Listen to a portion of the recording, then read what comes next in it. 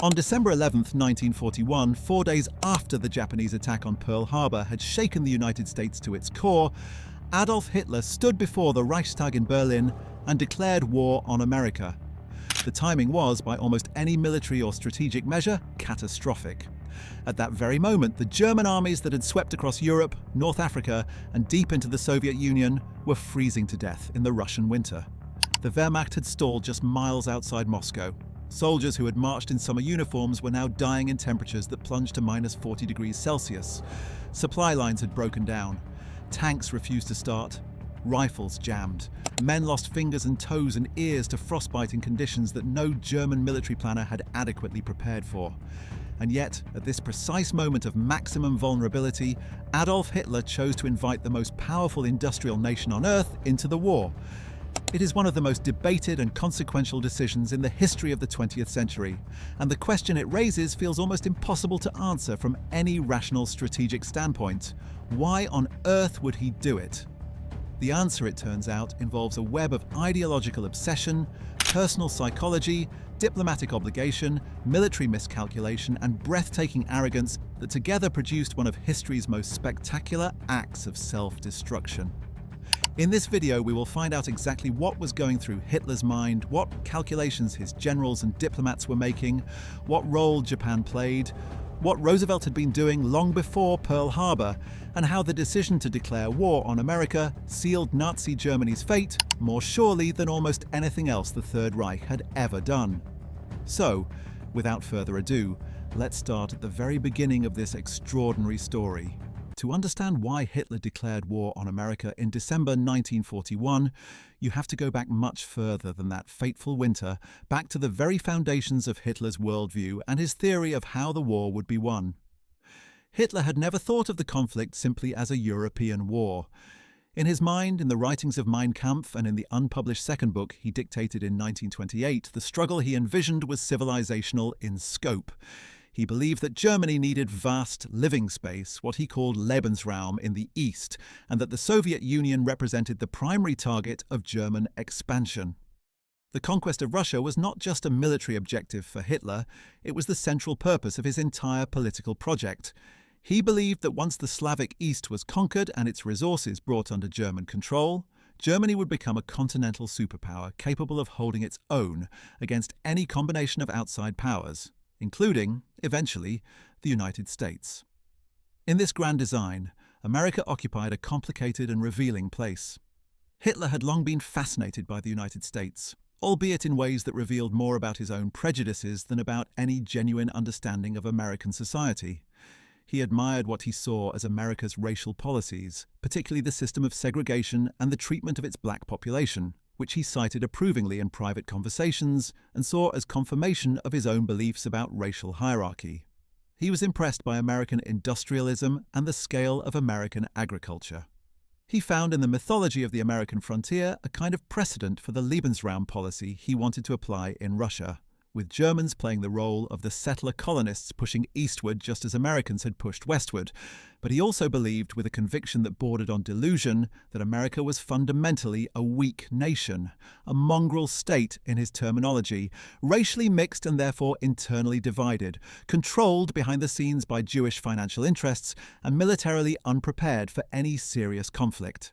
He thought America was a bluff, a paper tiger, a country that made noise but lacked the will and cohesion to fight a real war on the other side of the world. This combination of admiration and contempt shaped his policy toward the United States throughout the late 1930s and into the war years. Even as war came to Europe in September 1939, Hitler was anxious to keep America out of it. Not because he feared a direct military confrontation at that stage, but because he understood, at least in the EE abstract, that American industrial capacity and American manpower, if fully mobilized, could tip the balance against Germany. The memory of the First World War, when American entry in 1917 had helped break the military stalemate and contributed to German defeat in 1918, was fresh in the minds of German strategists. Hitler publicly maintained a posture of indifference to American opinion, while privately working to ensure that the United States stayed on the sidelines. But throughout 1940 and 1941, events conspired to make that position increasingly untenable. Franklin Roosevelt had won the presidency for an unprecedented third term in November 1940 on a platform that included keeping America out of the war, but he was privately committed to supporting Britain and had been taking increasingly bold steps to do exactly that.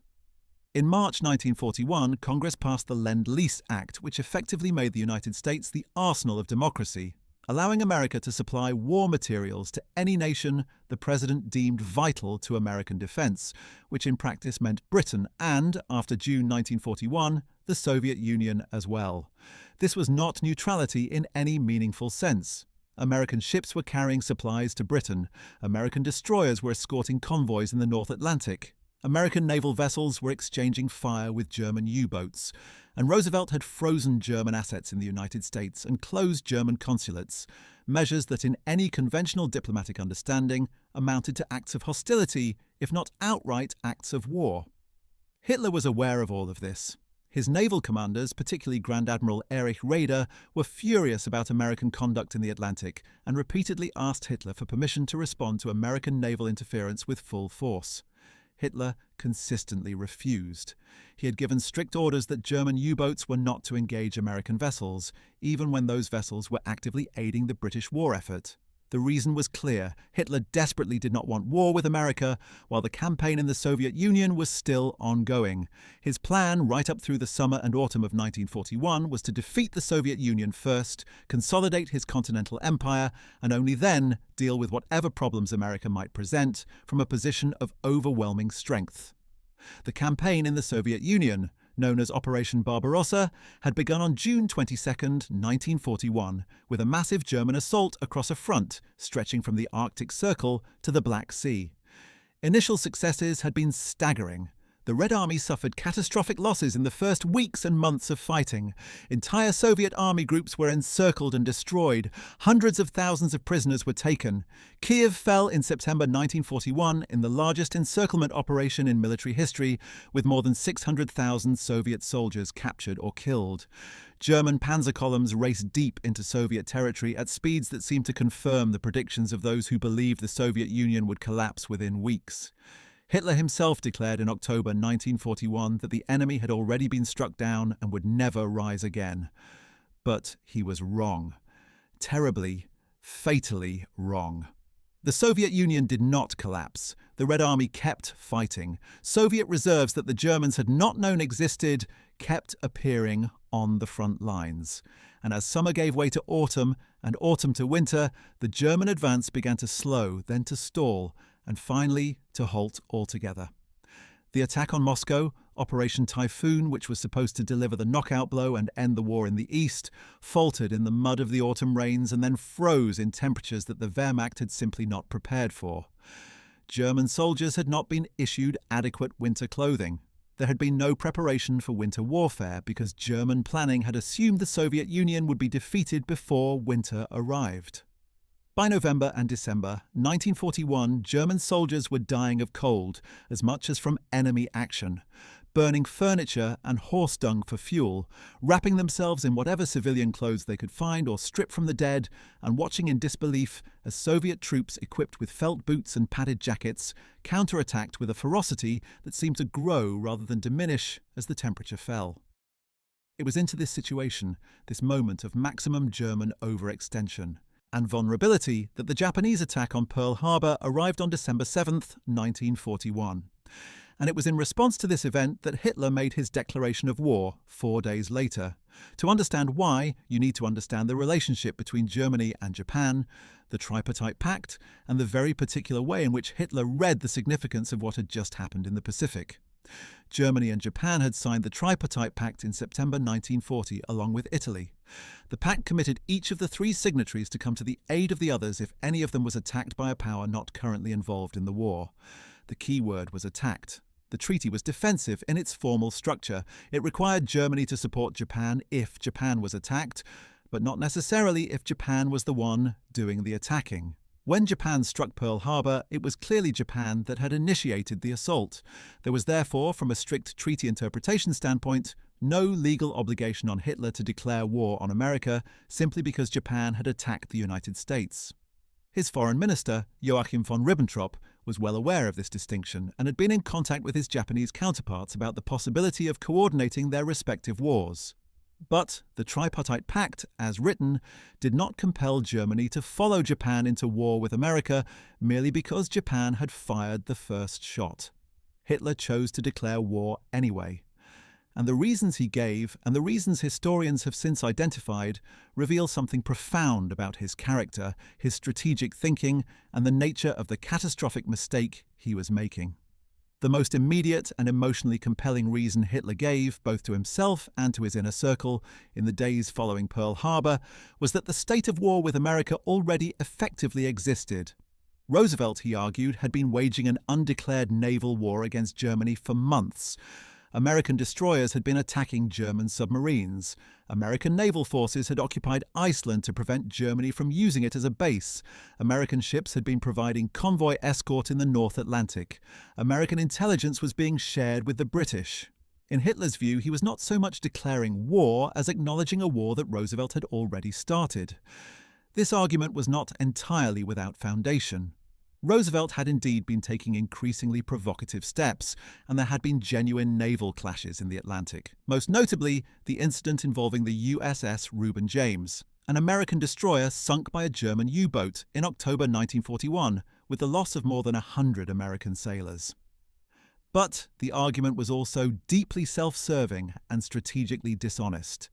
The fact that an undeclared quasi-war existed in the Atlantic was an argument for continued restraint, not for escalation.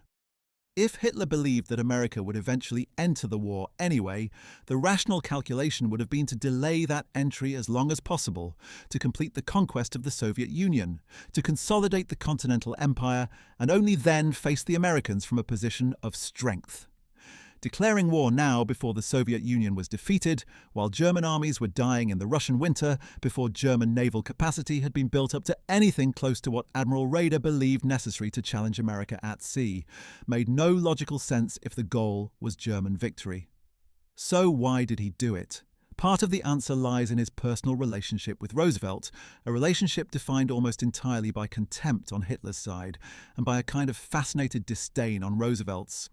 Hitler despised Roosevelt personally.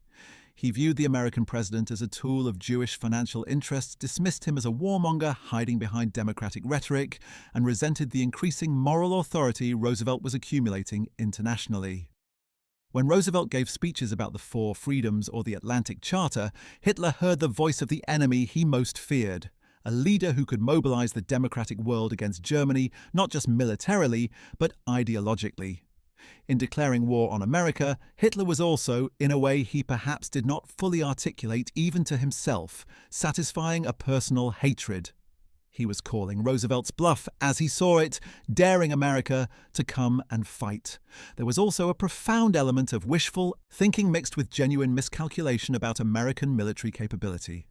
Hitler, like many German military planners and indeed many observers around the world in late 1941, believed that America was nowhere near ready to project serious military power across the Atlantic. American army had fewer than 500,000 soldiers before the war. American industrial capacity, while enormous, had not yet been converted to war production on any significant scale. The American public, in Hitler's assessment, was not psychologically prepared for the casualties and sacrifices that European-style total war would demand. He calculated, or perhaps more accurately he hoped, that even with a formal declaration of war, it would take the Americans at least 2 years to mobilize effectively, and by that time the war in the East would be over, the Soviet Union would be defeated, and Germany would be in an unassailable position. This calculation proved to be spectacularly wrong, but it was not without some basis in the intelligence Hitler was receiving. American military unpreparedness in late 1941 was real. But what Hitler failed to understand or refused to understand was the speed with which America could convert its industrial base once given the political will to do so. He underestimated the psychological effect that Pearl Harbor would have on the American public. He had been watching for years as Roosevelt struggled against isolationist sentiment in the United States, and he had concluded that isolationism was deeply rooted and would constrain any American war effort. He did not foresee that the Japanese attack would overnight transform American public opinion, creating exactly the unified national will that he had dismissed as impossible to achieve in a racially mixed democracy. His admirals added another dimension to the calculation. Grand Admiral Erich Raeder had been lobbying Hitler for months for permission to unleash the full weight of German U-boat warfare against American shipping. The restrictions Hitler had placed on U-boat operations, designed to avoid provoking America into formal belligerence, had been a source of enormous frustration within the Kriegsmarine. Raeder and Admiral Karl Dönitz, the commander of Germany's submarine fleet, believed that unrestricted submarine warfare against American coastal shipping could produce devastating results. American ports on the East Coast were brightly lit, unblackened, because America had not yet adapted to wartime conditions, making merchant ships easy targets for submarines operating in coastal waters. American anti-submarine warfare capabilities were primitive.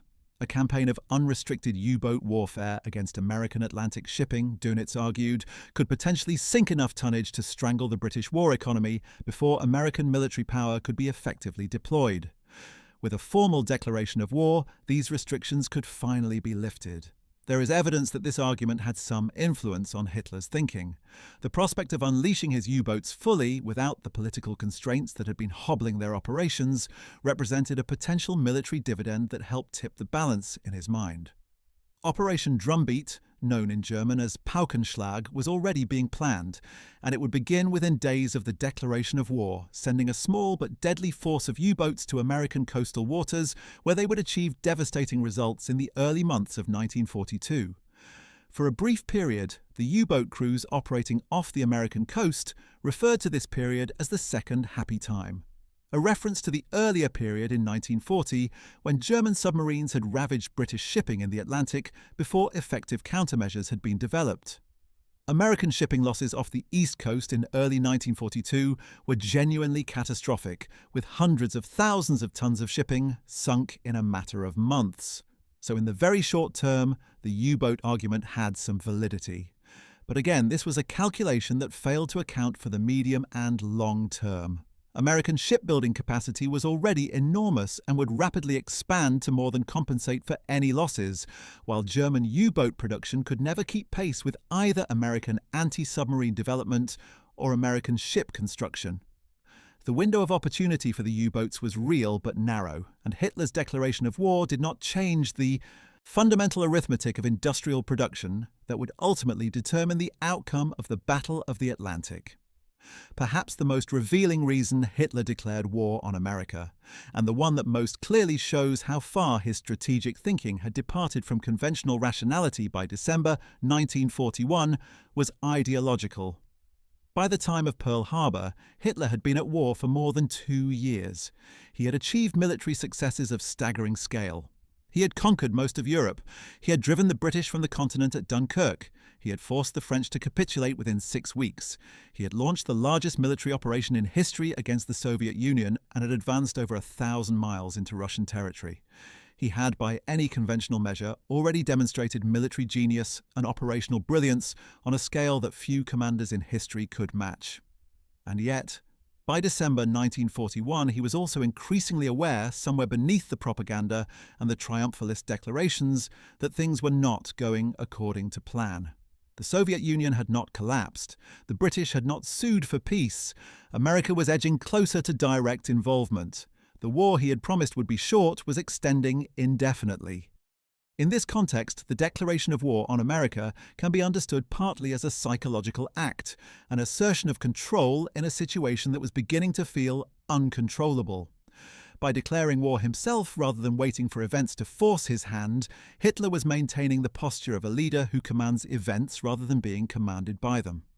He had always governed by forward momentum, by the audacity of action, by the willingness to strike before the enemy was ready. To sit and wait while America gradually mobilized and eventually entered the war on her own terms was psychologically intolerable to him. It was better, in his way of thinking, to define the conflict on his own terms, to declare that this too was his choice, his decision, his war.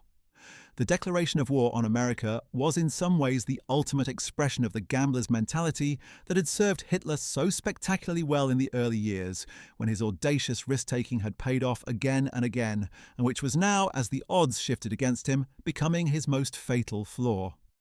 There is one more element that must be understood to explain December 11th, 1941, and it concerns the relationship between Hitler and Japan and what he expected Japan to do in return for his declaration. Hitler had been hoping throughout 1941 that Japan would attack the Soviet Union from the east, opening a two-front war for Stalin that would stretch Soviet resources beyond their breaking point and accelerate the collapse that the German army alone had thus far failed to deliver. This hope had been frustrated. Japan had signed a neutrality pact with the Soviet Union in April 1941 and had chosen to expand southward into Southeast Asia and the Pacific rather than northward into Siberia. Japanese strategic planners had looked at the vast distances and harsh climate of the Soviet Far East, compared them with the oil fields of the Dutch East Indies and the rubber plantations of Malaya, and made a rational choice in their own interest. When Japan struck Pearl Harbor, Hitler saw an opportunity.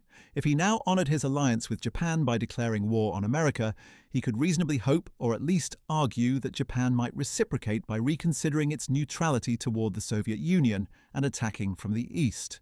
A Japanese declaration of war on the Soviet Union would have been enormously beneficial to Germany. Soviet forces that had been redeployed from the Far East to the Moscow front, taking advantage of the Japanese-Soviet Neutrality Pact, were among the best equipped and most effective units now fighting the Wehrmacht.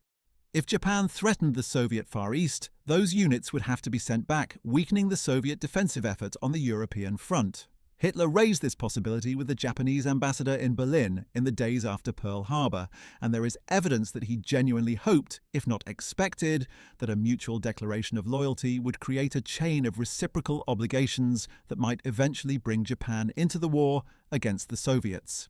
It never happened.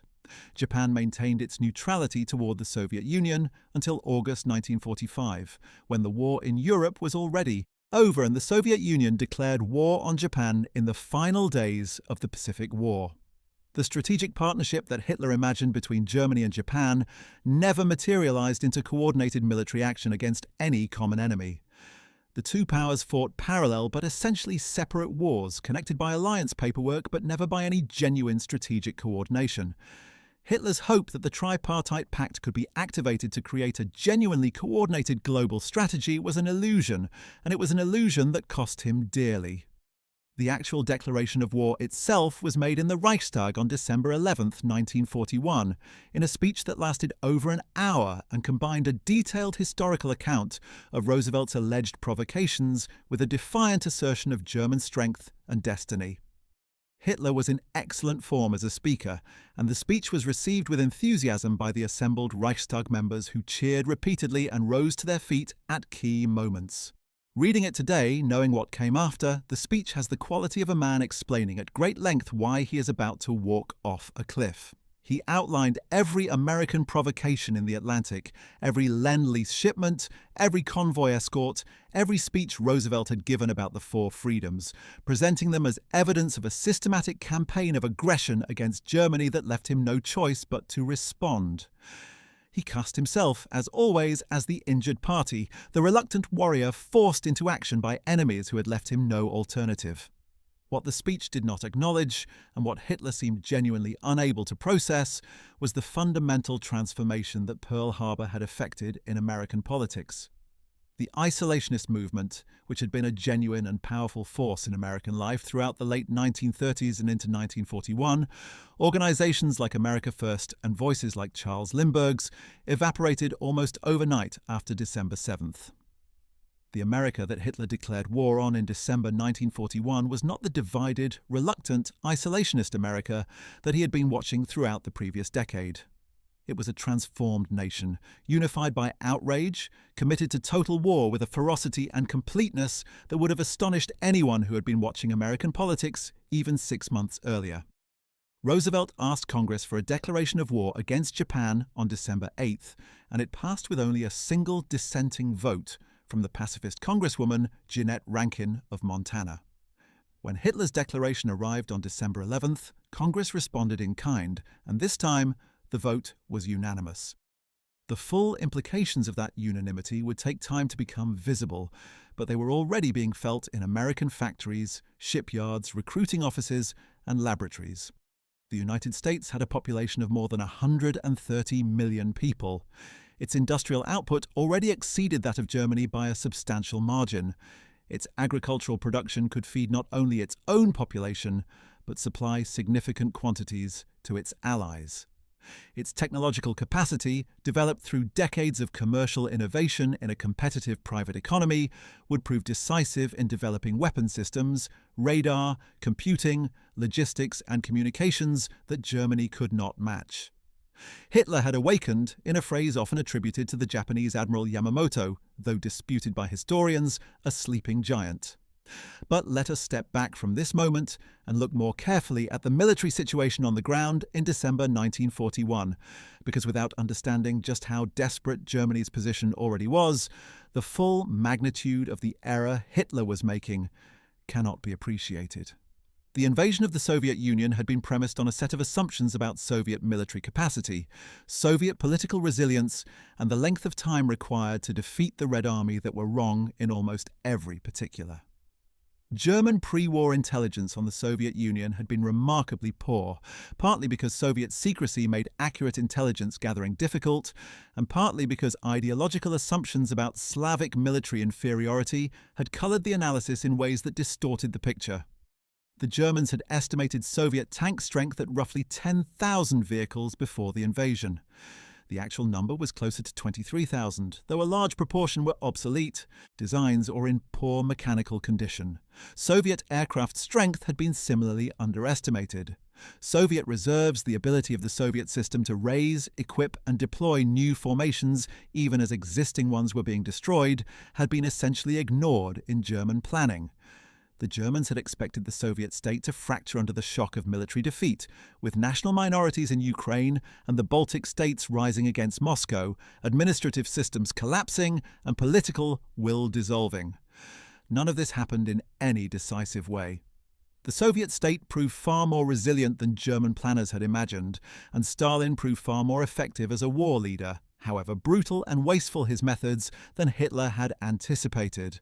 The result was that by December 1941, Germany was deeply committed to a campaign in the East that was consuming men and material at rates no one had planned for, against an enemy that had proved impossible to defeat in the time available. German combat strength on the Eastern Front had been seriously degraded. Losses in men and equipment through the summer and autumn of 1941 had been enormous. The German army that began Operation Barbarossa in June 1941 was arguably the finest military instrument in the world at that moment, superbly trained, well-equipped, and riding a wave of success stretching back to Poland in 1939. By December 1941, it was a battered, exhausted force that had advanced further and fought harder than any army in history, but had not achieved the decisive victory it needed to secure its strategic position. And it was at this moment, this precise moment of maximum overcommitment and minimum reserves, that Hitler chose to add the world's most powerful industrial nation to the list of his enemies. The question of why must be asked not just as a matter of historical curiosity, but as a window into the psychology of a man who had spent 12 years making increasingly audacious gambles, many of which had paid off spectacularly, and who had come to believe, somewhere deep in his catastrophically distorted worldview, that willpower and ideological conviction could overcome material disadvantage, that his enemies were inherently weaker than they appeared, and that the normal rules of strategic calculation simply did not apply to him. To understand this psychological dimension fully, it helps to trace the arc of Hitler's decision-making through the years leading up to December 1941, because the declaration of war on America was not an aberration or a moment of madness. It was the logical endpoint of a pattern of behavior that had been developing since at least 1938, a pattern in which each successful gamble made the next gamble feel not just possible, but inevitable, and in which the very success of previous risk-taking had progressively eroded Hitler's capacity for realistic strategic assessment. Consider the sequence of events from 1938 onward. In March 1938, Hitler annexed Austria in what was called the Anschluss. The Western democracies protested, but did nothing. In September 1938, at Munich, Britain and France handed him the Sudetenland region of Czechoslovakia in exchange for his promise that this was his final territorial demand in Europe. He had been bluffing at Munich, at least in part. His military commanders had privately told him that the Wehrmacht was not yet ready for war with France and Britain, and he had pressed forward anyway and been rewarded with everything he wanted without a shot being fired. In March 1939, in direct violation of the Munich Agreement, he seized the rest of Czechoslovakia. Again, no military response. In August 1939, he signed the Molotov-Ribbentrop Pact with the Soviet Union, which shocked the world and enabled him to invade Poland the following week without fear of Soviet interference. When Britain and France declared war following the Polish invasion, Hitler had been momentarily uncertain. But then Poland fell in weeks. France fell in 6 weeks in 1940, and Britain survived only by the narrowest of margins, escaping at Dunkirk with its army intact but its equipment lost, and standing alone against all of Europe under German control. At each stage, Hitler had been told by someone, whether it was his generals, his diplomats, or conventional strategic wisdom, that he was going too far, that the risks were too great, that the odds were against him. And at each stage he had been proven right.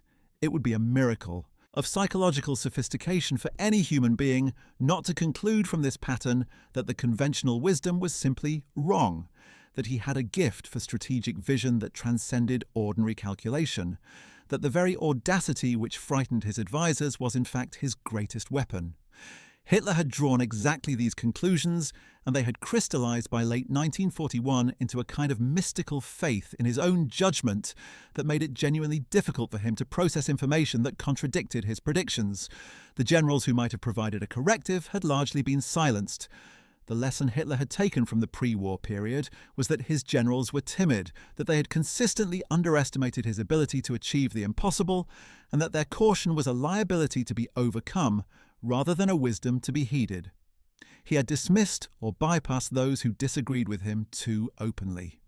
The professional military culture that might have provided institutional checks on his strategic overreach had been systematically subordinated to his personal authority.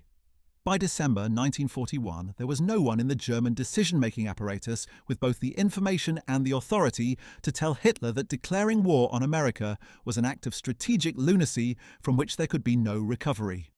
Franz Halder, the chief of the German General Staff, was one of the few men who kept careful enough records to allow historians to track the internal dynamics of German strategic decision-making in this period.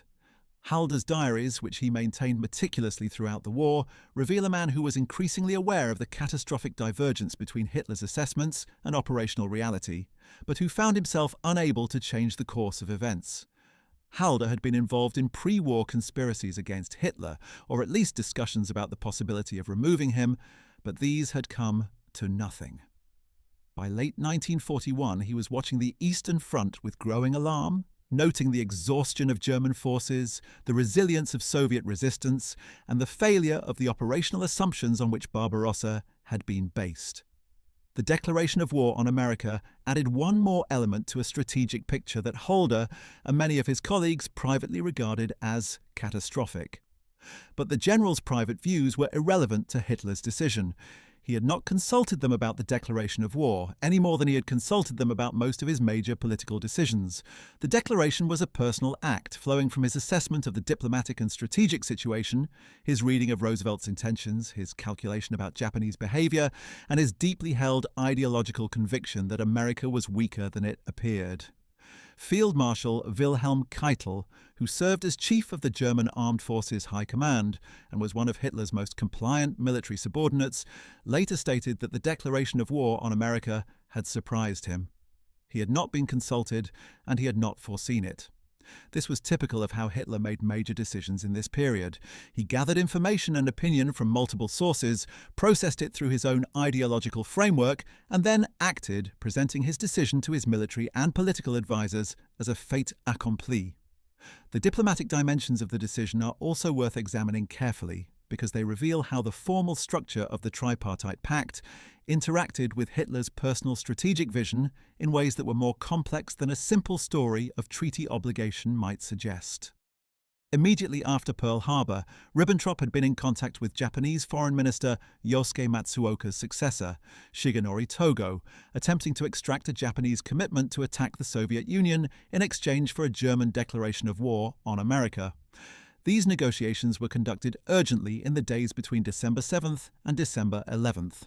The Japanese declined. They were committed to the Pacific and Southeast Asian War they had just started, and they had no desire to add the Soviet Union to their list of enemies at a moment when they were already taking on the United States, Britain, and the Dutch colonial empire simultaneously. The Japanese told the Germans that they would not attack the Soviet Union, and then Germany declared war on America anyway. This sequence is revealing. If Hitler's primary motive had been treaty obligation, the rational response to Japan's refusal to attack the Soviet Union would have been to either delay the declaration of war or to make it explicitly conditional. Instead, he proceeded immediately with the declaration on December 11th, suggesting that the treaty obligation was more of a justification than a cause, a convenient framework for a decision he had already made on other grounds. The true drivers of the decision were his convictions about American weakness, his frustration with the constraints on U-boat warfare, his rage at Roosevelt, his belief that America would enter the war regardless, and his gambler's psychology that made the bold gesture always more appealing than cautious restraint. What about the broader context of German military strategy in the months leading up to December 1941? It is important to understand that the German war machine, as impressive as it appeared from the outside, was operating under significant material constraints that made the addition of America to the enemy roster particularly reckless. Germany's pre-war rearmament, while extensive, had been designed for a relatively short, high-intensity war against continental European opponents. The concept of blitzkrieg, lightning war, was not just a tactical doctrine but an economic necessity. Germany did not have the raw material base or the industrial capacity to sustain a prolonged attritional conflict of the kind that the First World War had become. The entire German military strategic concept depended on winning quickly, before the superior industrial and demographic resources of potential enemies could be mobilized against Germany. By December 1941, this fundamental vulnerability was becoming apparent. The war in the East was not going to be won quickly. The Soviet Union was not going to collapse, and Germany's oil situation, always a source of anxiety for planners, was becoming critical. German military operations consumed enormous quantities of fuel, and German domestic oil production was insufficient to sustain major offensive operations indefinitely. This is one reason why capturing the oil fields of the Caucasus was such a central objective in the 1942 campaign plan. Germany needed Soviet oil to keep fighting. Against this backdrop of material scarcity and strategic overextension, adding the United States to the conflict was not just strategically unsound. It was potentially catastrophic. The American economy in 1941, even before full war mobilization, was producing more steel than Germany, more aluminum than Germany, more oil than Germany by factors of 10 or more. American merchant shipping capacity dwarfed Germany's. American population, while not larger than the combined populations of the territories under German control, was far more uniformly loyal to its government and far less exhausted by years of privation than the populations of occupied Europe. The idea that Germany, already engaged in a massive war in the East that was consuming its strength at alarming rates, could successfully take on America as well was simply not supportable by any rational analysis of comparative resources. Yet Hitler declared war. And in doing so, he removed the last significant constraint on Roosevelt's ability to direct American power toward the defeat of Germany.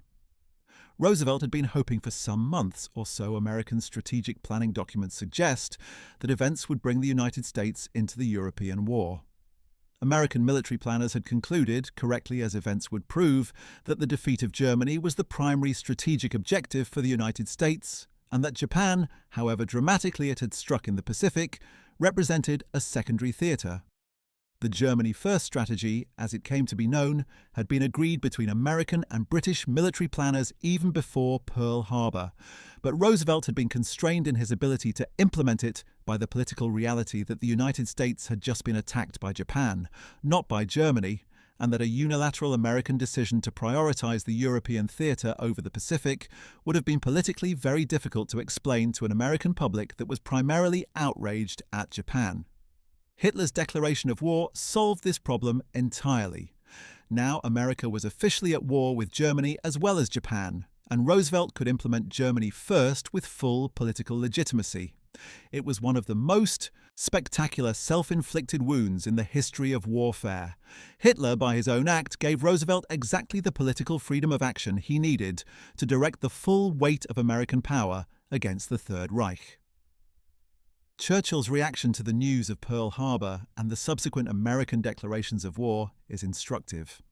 Churchill later wrote that when he heard that America had entered the war, he felt a surge of relief and certainty that ultimately, and despite all the agony that lay ahead, the outcome was no longer in doubt.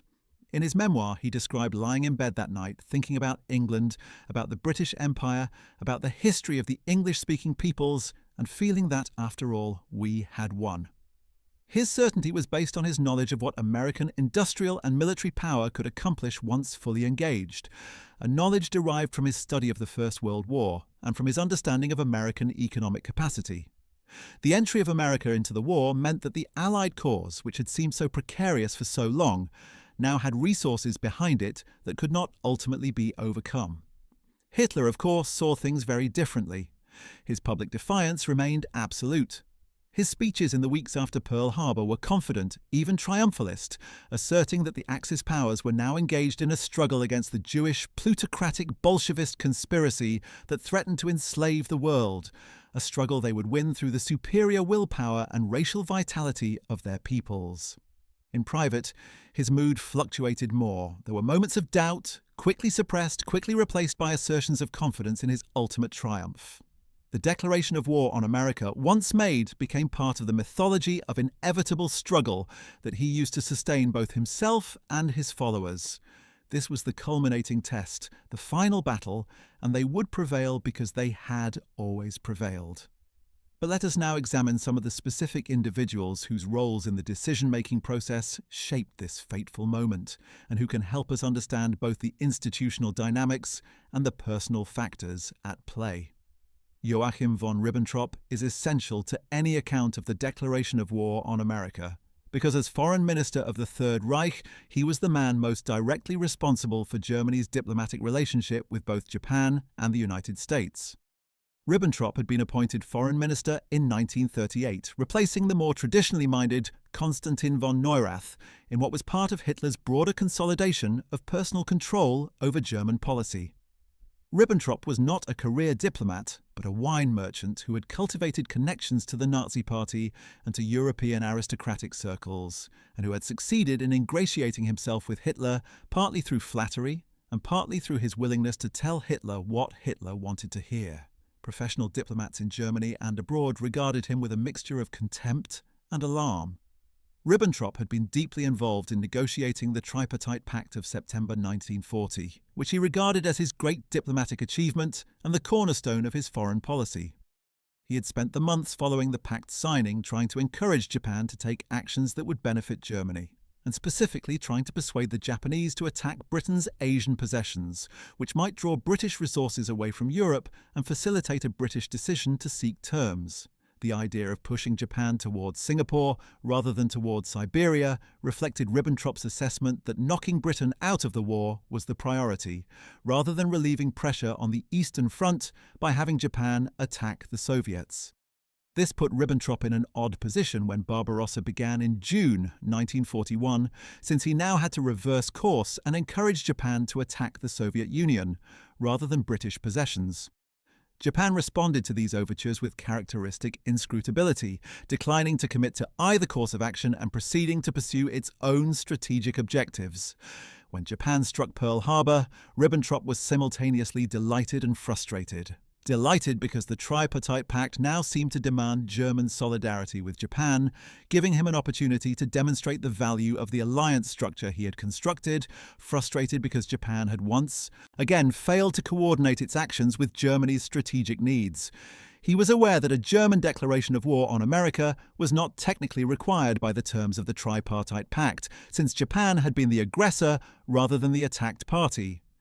But he supported the declaration, partly because it aligned with his overall diplomatic framework and partly because he shared Hitler's assessment that the quasi-war in the Atlantic made a formal declaration merely an acknowledgement of existing reality.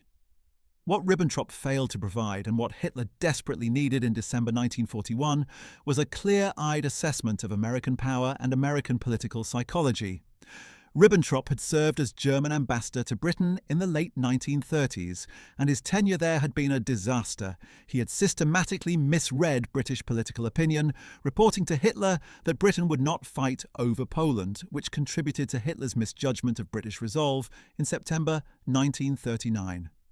He had never served in Washington, had no deep understanding of American society, and shared Hitler's ideological conviction that America's racial diversity was a source of fundamental weakness. The combination of Ribbentrop's diplomatic incompetence and Hitler's ideological certainty about American weakness meant that at the crucial moment when accurate information about American political psychology and industrial potential was most needed, it was least available to the German leadership. The role of the Japanese ambassador to Germany, Hiroshi Oshima, deserves attention as well. Oshima was one of the most important intelligence assets of the Second World War, though his role as a source of intelligence operated in a direction opposite to what the word usually implies. Oshima was deeply pro-German, enthusiastically Axis in his sympathies, and maintained an extraordinarily close relationship with both Ribbentrop and with senior Wehrmacht officers. He sent detailed cables back to Tokyo describing German military capabilities, strategic plans, and political discussions. These cables were encrypted using the Japanese diplomatic cipher called Purple, which American cryptanalysts had broken by late 1940. This meant that American intelligence was regularly reading Oshima's reports and gaining extremely valuable information about German military thinking. It was through Oshima's cables, in fact, that American intelligence gained some of its best information about German strategic plans and capabilities during the war. What Oshima communicated in the days leading up to the declaration of war on America was the sense of confidence and even eagerness with which German leadership greeted the news of Pearl Harbor. He reported conversations with Ribbentrop in which the German foreign minister expressed enthusiasm about the new situation and assured him of German solidarity. He attended meetings with Hitler, at which the Führer expressed his conviction that Japan's action had transformed the strategic situation decisively in the Axis's favor. These conversations, which American intelligence read as they happened, revealed the degree to which the German leadership had talked itself into a fundamentally optimistic reading of a situation that should have given pause to any realistic strategic thinker. Admiral Erich Raeder, the commander-in-chief of the German Navy, presents a more complex case. Raeder had been the most persistent advocate within the German military for escalating the naval war against America, and he had spent most of 1941 urging Hitler to lift the restrictions on U-boat operations against American shipping. His argument was straightforward. If American ships were carrying supplies to Britain and were actively participating in convoy escort in the Atlantic, they were legitimate targets for German naval warfare, and treating them otherwise was both tactically damaging and operationally irrational. He had a point within the narrow logic of naval warfare. The restrictions Hitler had placed on U-boat operations meant that German submarines were letting targets go unmolested, that they should have been sinking. But Raeder's advocacy for naval escalation was based on a genuine conviction that he expressed privately to colleagues, that war with America was already a reality in all but name, and that Germany might as well acknowledge it formally and unleash the full weight of its submarine fleet. What Raeder's purely naval perspective did not fully encompass was the broader strategic question of what happened after the U-boats enjoyed their initial successes. Raeder knew his own service. He was less well positioned to evaluate the implications for Germany's land war against the Soviet Union or the implications of full American mobilization for the Allied strategic position in Africa and eventually Europe. He could see the first moves of the chess game. The endgame in which American factories produced weapons faster than German U-boats could sink the ships carrying them was beyond his planning horizon. Karl Dönitz, the commander of Germany's U-boat fleet, had no such reservations about the declaration of war. Dönitz was a brilliant tactician whose focus was almost entirely operational: how to sink as many ships as possible as efficiently as possible.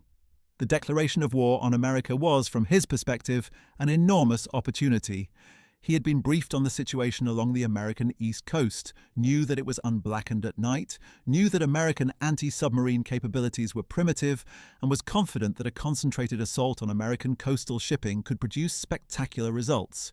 He was right in the short term. Operation Drumbeat, which he launched in January 1942, did achieve devastating results, and the months of early 1942 represent one of the worst periods of Allied shipping losses in the entire war. But Dönitz was also right about something that his advocacy for unrestricted warfare tended to obscure. Even if his submarines sank every ship they could reach, Germany lacked the U-boat numbers to sustain such losses against American production. By 1943, the Battle of the Atlantic had turned decisively against the U-boats.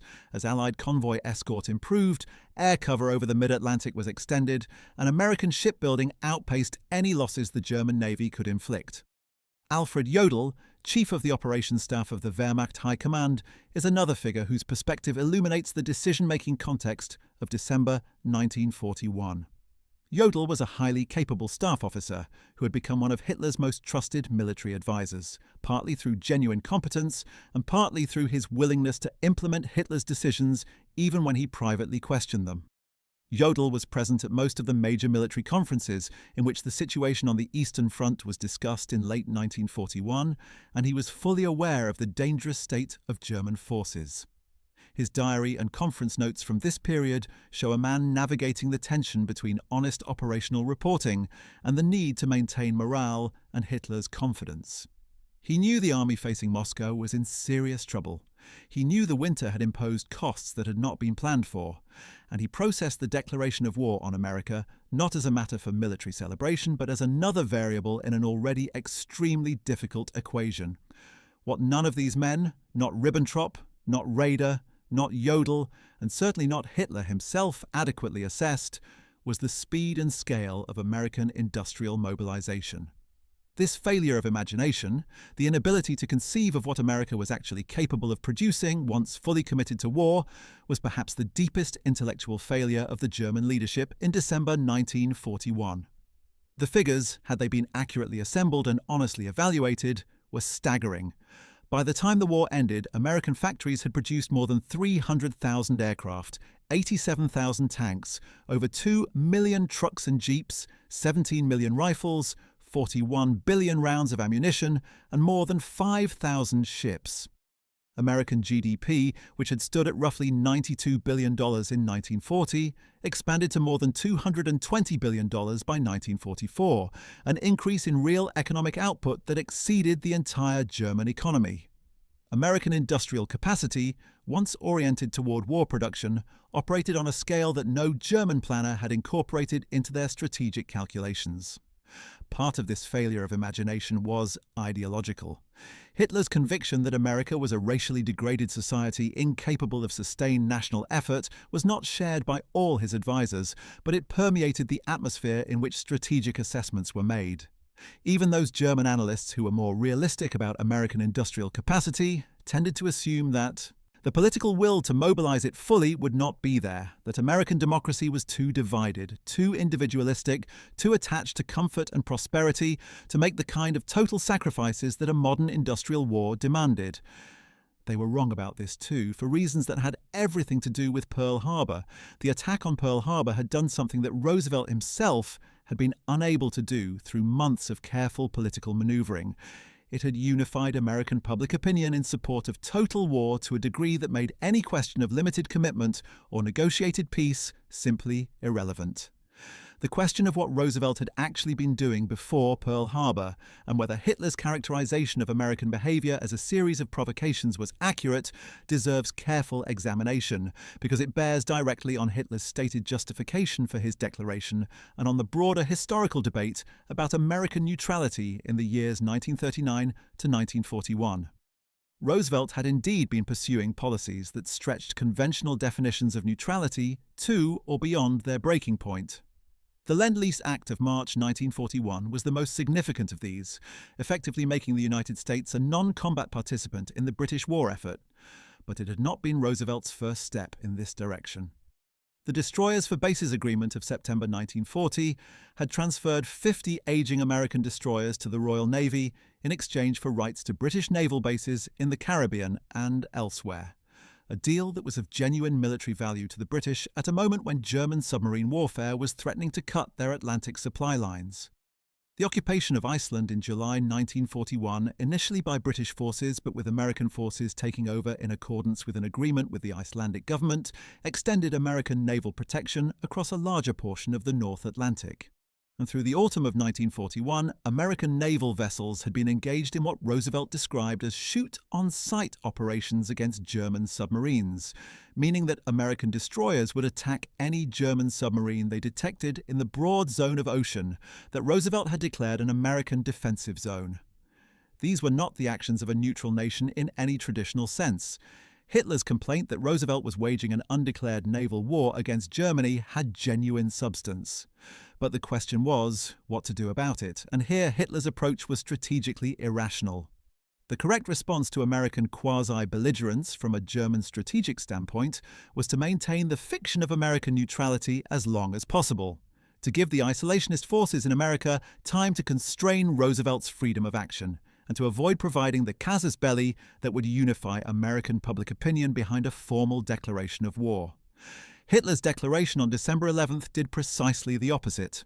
It removed the ambiguity, unified American opinion, and enabled Roosevelt to prosecute the war against Germany with full political legitimacy. There is historical debate about whether Roosevelt had been maneuvering deliberately to bring America into the war in Europe.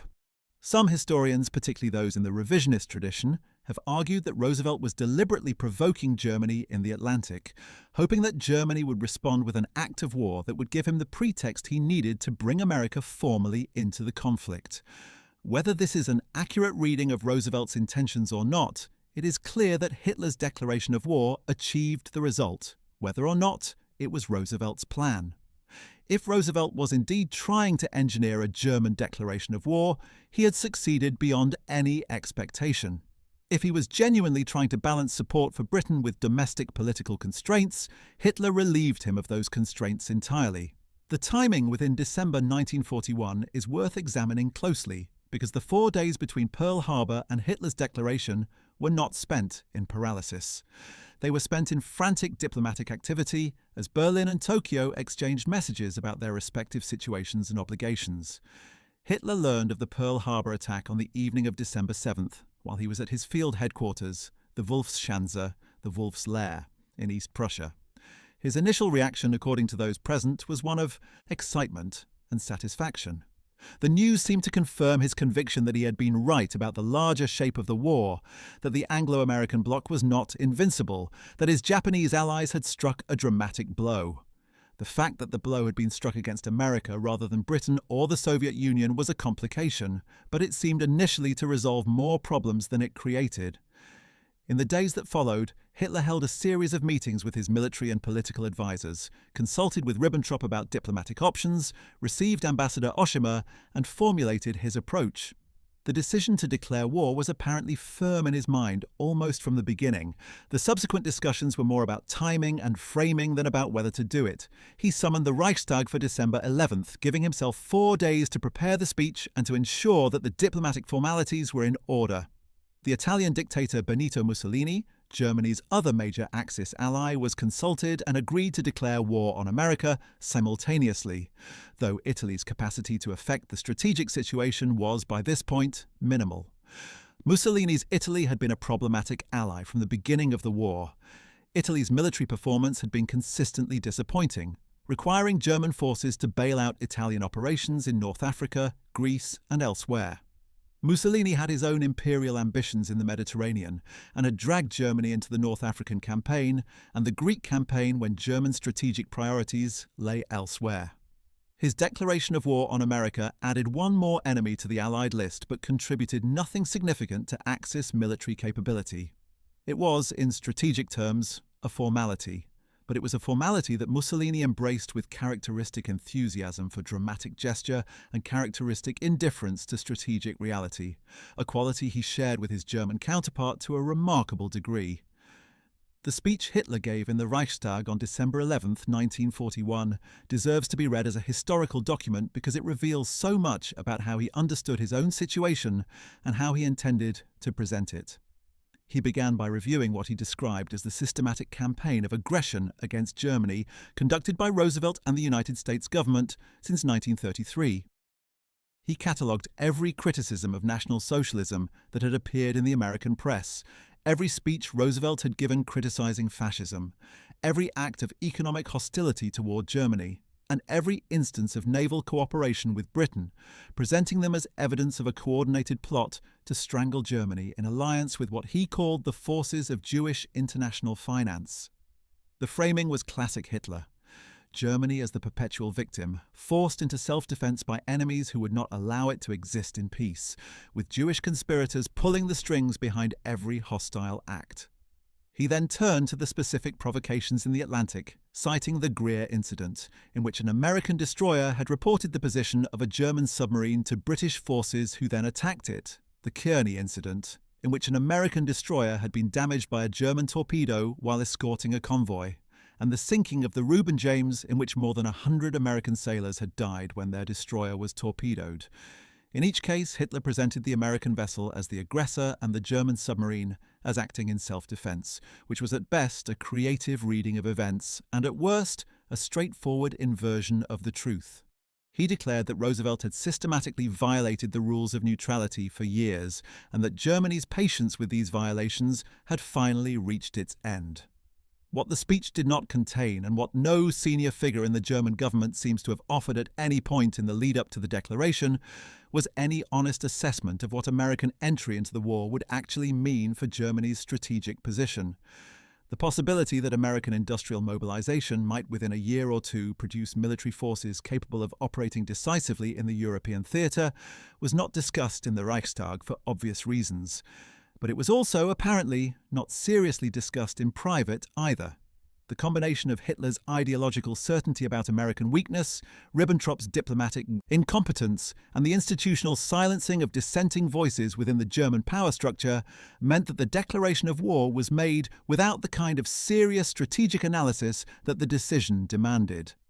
The aftermath of the declaration of war on America unfolded with a speed and comprehensiveness that might have given even the most optimistic German strategist pause, had they been able to see clearly what was coming. Within weeks of the December 11th declaration, the mobilization machinery of the United States was moving at a pace and scale that dwarfed anything Germany's planners had imagined possible. The War Production Board, established on January 16, 1942, began the process of converting American industry from civilian to military production. Automobile factories that had been producing cars began producing tanks and jeeps. Aircraft manufacturers expanded at breathtaking speed. Shipyards that had been building merchant vessels geared up to produce destroyers, aircraft carriers, and landing craft. Henry Kaiser's shipyards on the West Coast began demonstrating that Liberty ships, the mass-produced cargo vessels that would carry Allied supplies across the world's oceans, could be built in days rather than months. Roosevelt had set targets that seemed fantastic when he announced them in his State of the Union address on January 6, 1942. 60,000 aircraft in 1942, 125,000 in 1943, 45,000 tanks in 1942, 75,000 in 1943, 20,000 anti-aircraft guns in 1942, 35,000 in 1943. These numbers seemed impossible to many observers, including Allied planners. In the event, American production exceeded even these goals in several categories. The industrial mobilization of the United States in 1942 and 1943 was one of the most remarkable organizational achievements in history, and it was achieved with a speed that vindicated Churchill's confidence on the night of Pearl Harbor and demolished Hitler's calculation that America would not be a serious military factor before Germany had secured its position in the East.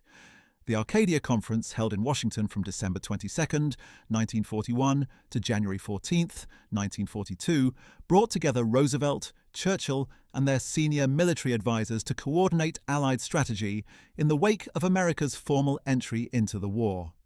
The conference confirmed the Germany First strategy, establishing that despite the attack on Pearl Harbor and the ongoing war in the Pacific, the primary Allied effort would be directed toward the defeat of Nazi Germany. This decision, which would shape the entire subsequent course of the war, was made possible by Hitler's declaration of war on December 11th. Without that declaration, the political dynamics within America would have made a Germany first strategy extraordinarily difficult to justify to the American public. With the declaration, it was simply a matter of choosing where to strike.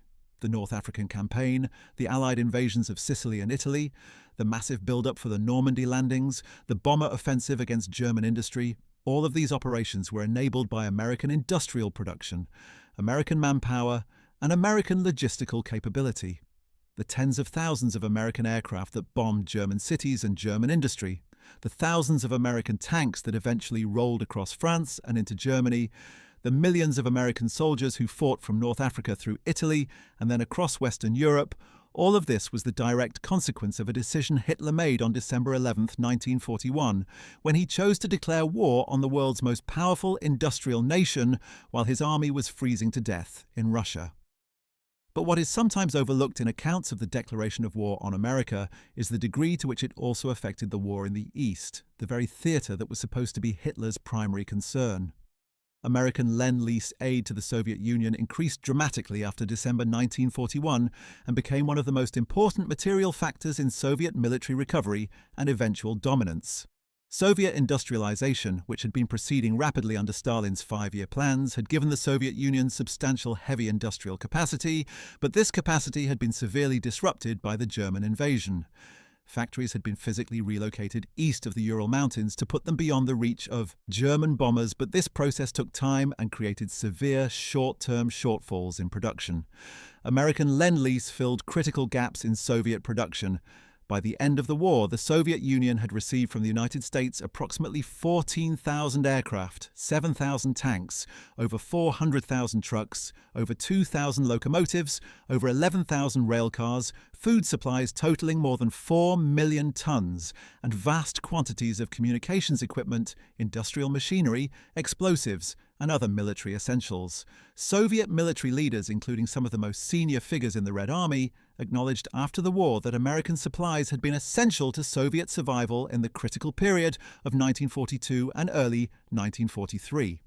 Marshal Georgy Zhukov, the Soviet Union's greatest military commander, stated in private conversations that without American deliveries of food and motor vehicles in particular, the Soviet Union would have found it very difficult to sustain its military effort. By declaring war on America, Hitler had not just added a new enemy in the West, he had also strengthened his primary enemy in the East. The counterfactual question is worth considering. What might have happened if Hitler had not declared war on America? This is obviously speculative, but it illuminates the magnitude of the decision. If Germany had maintained its fiction of non-belligerency toward the United States in December 1941, several consequences might plausibly have followed.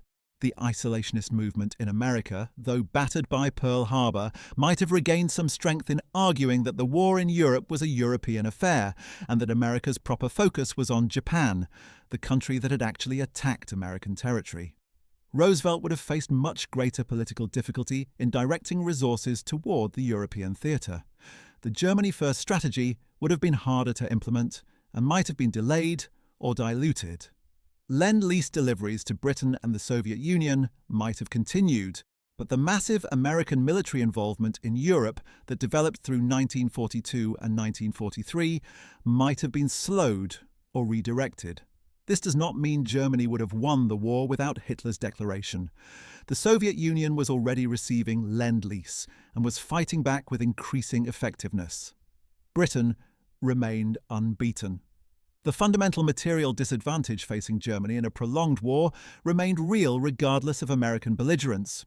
But without a formal American declaration of war on Germany, the timeline of American military engagement in Europe might have been significantly extended, giving Germany more time to stabilize its position in the East, develop new weapon systems, and perhaps negotiate a more favorable diplomatic outcome.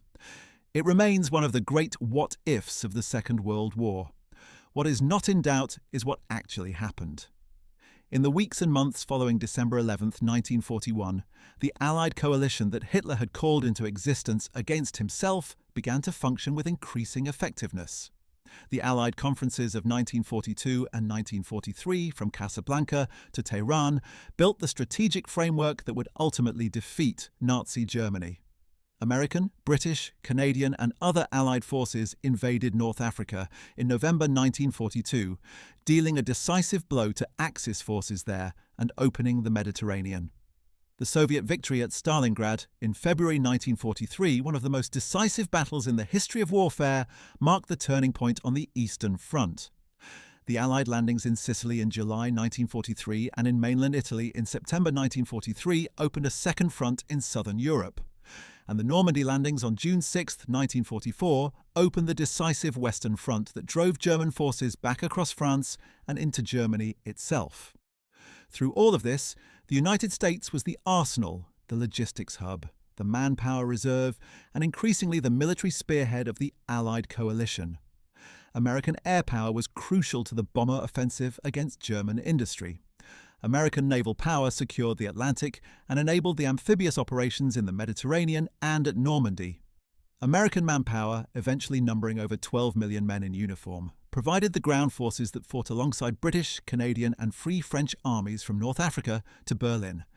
And the American industrial base that had looked, to Hitler's contemptuous eye, like a mongrel nation's bloated peacetime economy, turned out to be the decisive strategic factor in the most destructive conflict in human history. The German military, for its part, showed remarkable tenacity in the face of increasingly overwhelming odds, fighting on multiple fronts against superior numbers and increasing material inferiority until the very end in May 1945. Individual German generals, units, and soldiers demonstrated tactical and operational brilliance throughout the war. But tactical excellence could not compensate for the fundamental strategic miscalculation that Hitler had made in December 1941. The war he had sought to win quickly and locally had become, through his own decisions, a global conflict pitting Germany and its weakening allies against an industrial coalition that simply could not be defeated. The Battle of Stalingrad, which began in August 1942 and ended with the encirclement and surrender of Germany's Sixth Army under Field Marshal Friedrich Paulus in February 1943, illustrates the consequences of the extended strategic overreach that Hitler's decision-making in late 1941 had created. The Sixth Army's advance to Stalingrad was part of Germany's 1942 summer offensive, aimed at seizing the oil fields of the Caucasus and cutting the Volga River, the Soviet Union's primary north-south transportation artery. The offensive achieved spectacular advances in its early stages, driving deep into southern Russia and reaching the outskirts of both Stalingrad and the Caucasus Mountains. But it was being conducted by an army that was already weakened by the losses of 1941, that was stretched over supply lines of increasing fragility, and that was relying on Romanian, Hungarian, and Italian allies to hold the flanks of its advancing spearhead, allies whose equipment and fighting power were substantially inferior to German standards. The Soviet counteroffensive of November 1942, Operation Uranus, exploited exactly these weaknesses. Soviet forces broke through the Romanian armies holding the flanks of the German position at Stalingrad and encircled the entire Sixth Army, more than 250,000 men. The attempt to supply the encircled army by air failed. German transport aircraft could deliver only a fraction of the supplies needed, and the Luftwaffe suffered enormous losses in the process. A relief operation under Field Marshal Erich von Manstein failed to reach the encircled army, and in February 1943 the remnants of the Sixth Army surrendered, with Paulus himself, recently promoted to Field Marshal, being taken prisoner along with approximately 90,000 survivors out of the 250,000 who had been encircled. Stalingrad was a catastrophe that shocked Germany and the world. It demonstrated that the Wehrmacht was not invincible, that the Red Army had learned, adapted, and developed the ability to conduct complex offensive operations on a massive scale, and that the fundamental material balance of the war had shifted decisively against Germany. The United States had been at war for barely a year when Stalingrad fell, but American production was already making its weight felt, in the form of trucks and jeeps and food that enabled Soviet mobility, in the form of aircraft that the Soviet Air Force was flying against German positions, in the form of communications equipment that allowed Soviet commanders to coordinate complex operations. Hitler's declaration of war had set all of this in motion. The question of who understood the implications of the declaration of war most clearly at the time it was made is historically interesting. The evidence suggests that Churchill and the British War Cabinet grasped its significance most immediately. Churchill's memoirs describe a sense of enormous relief at the news, a certainty that the war was now winnable. American military planners, who had been developing the Germany First strategy in contingency planning long before Pearl Harbor, also understood quickly that a formal declaration of war by Germany enabled a strategic approach that was likely to produce German defeat within a calculable time frame. Soviet leaders, Stalin chief among them, understood that American entry into the war strengthened their own position, though they remained anxious for a second front in Western Europe throughout 1942 and 1943. On the German side, the most clear-eyed assessments of what the declaration meant tended to come from those furthest from the centres of power. Combat soldiers on the Eastern Front, who could see for themselves that the Red Army was not collapsing, that winter had brought the Wehrmacht to a halt, and that the war in the East was going to be long and brutal, were not inclined to celebrate the addition of America to the list of enemies. Submarine commanders like Dönitz were genuinely delighted because the declaration opened up American coastal shipping to unrestricted attack. But for anyone who could look beyond the immediate tactical opportunity to the longer strategic picture, the news that America was now formally at war with Germany was deeply alarming. One figure who understood this with particular clarity was Albert Speer, who at the time of the declaration was still Hitler's favoured architect and had not yet assumed the role of armaments minister, which he would take over in February 1942, following the death of Fritz Todt. Speer's memoirs, written decades later and coloured by his retrospective desire to distance himself from the worst of Nazism, must be treated with caution. But his account of his growing realisation through 1942 and 1943 that Germany's productive capacity was wholly inadequate to the demands placed upon it by a war against the combined resources of the United States, the British Empire, and the Soviet Union rings true.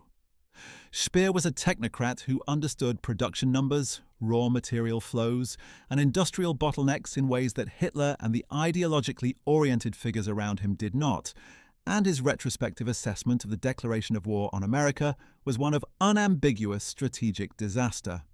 Speer wrote that from the moment of the declaration, Germany was fighting a war it could not win in any realistic scenario of adequate material resources. He described the efforts he made after becoming armaments minister to rationalize German production, to eliminate inefficiencies, to accelerate output of critical weapon systems, and to squeeze every possible unit of military capacity from the German economy. These efforts produced genuine results. German arms production continued to increase through 1944, defying Allied expectations, as Speer's rationalization measures took effect. But even these increases could not close the gap between German production and the combined industrial output of the Allied powers. Every tank Germany built, 3 were built by the Soviet Union and more were coming from America. Every aircraft Germany produced, 4 or 5 were emerging from American, British, Soviet, and other Allied factories. The arithmetic was, as Speer recognized, inexorable. The Manhattan Project, the American program to develop an atomic bomb, had been launched in October 1941, just weeks before Pearl Harbor. By December 1941, when Hitler declared war on America, American scientists and their British and European collaborators, many of them refugees from Nazi Germany itself, were beginning the massive industrial and scientific effort that would produce the first nuclear weapon in July 1945. Hitler was informed about Allied atomic research, though his regime's own efforts in this direction, led by Werner Heisenberg and others, were underfunded and disorganized by comparison. The irony that some of the scientists most essential to the American atomic program, including refugees like Edward Teller, Leo Szilard and Enrico Fermi, were people who had fled Nazi persecution, was not lost on subsequent historians, even if it was invisible to Hitler at the time. By driving Jewish scientists and intellectual dissenters from Germany, Hitler had enriched the scientific capacity of his enemies while depleting his own. The broader question of German science and technological capacity during the war period is relevant to understanding why the declaration of war on America mattered as much as it did. Germany produced remarkable innovations during the war, including the first operational jet aircraft, the first long-range ballistic missiles in the form of the V-2, sophisticated acoustic torpedoes for its U-boats, and various other advanced technologies. These innovations were real and might have made a significant difference in a shorter war or one against less industrially powerful opponents.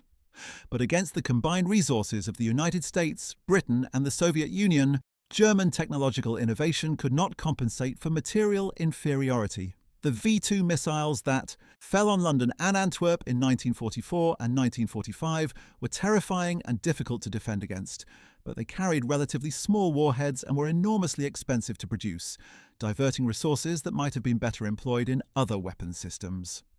The jet aircraft that the Luftwaffe fielded in small numbers in 1944 and 1945, particularly the Messerschmitt 262, were technically superior to anything the Allies could field at the time. But they arrived too late and in too small numbers to reverse the overwhelming Allied air superiority that had developed by that point. This technological story, too, is connected to the declaration of war on America. American investment in radar, in proximity fuses for artillery shells, in improved aircraft engines, in electronic warfare, in logistics systems, all accelerated dramatically after December 1941 as the full weight of American scientific and engineering capacity was brought to bear on military problems. The proximity fuse alone, a device that caused artillery shells to detonate when they passed near their targets rather than requiring a direct hit, dramatically increased the effectiveness of anti-aircraft fire and played a significant role in countering German V-1 flying bombs over Britain. American radar development, accelerated by collaboration with British scientists who shared their magnetron cavity technology in the Tizard mission of 1940, gave Allied forces a decisive advantage in both naval and air warfare. These were the kinds of technological dividends that American participation in the war delivered, and they flowed directly from Hitler's decision to declare war on the nation that had the greatest scientific and technological research capacity in the world. The Japanese dimension of the story did not play out as Hitler had hoped. Japan, despite the formal alliance structure of the Tripartite Pact, pursued its own war essentially independently of German strategy throughout the conflict. The two Axis powers had no effective joint strategic planning mechanism, no coordination of intelligence, no agreement on shared objectives beyond the vague formulation of opposing their common enemies. Japan fought its war in the Pacific and Asia, Germany fought its war in Europe, North Africa, and Russia, and the two conflicts only intersected at the margins.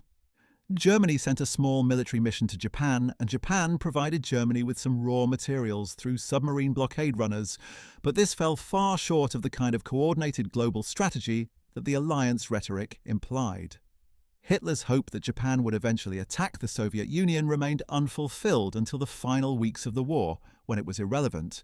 The fantasy of a coordinated Axis pincer movement that would squeeze the Anglo-American world between German pressure from the West and Japanese pressure from the East never materialized. Indeed, the Japanese decision to attack Pearl Harbor, rather than the Soviet Union, had an enormous and often underappreciated effect on the course of the war in Europe. In October and November 1941, as the German army struggled toward Moscow in worsening conditions, Soviet Far Eastern forces were being quietly moved westward to reinforce the defenses of the Soviet capital. This transfer was made possible by intelligence that the Soviet spy Richard Sorge, operating from Tokyo, had provided to Moscow. Information indicating that Japan had decided to strike south into the Pacific rather than north into Siberia. Reassured that Japan would not attack, Stalin was able to strip his Far Eastern front of dozens of divisions and send them west in time for the Soviet counteroffensive before Moscow in December 1941.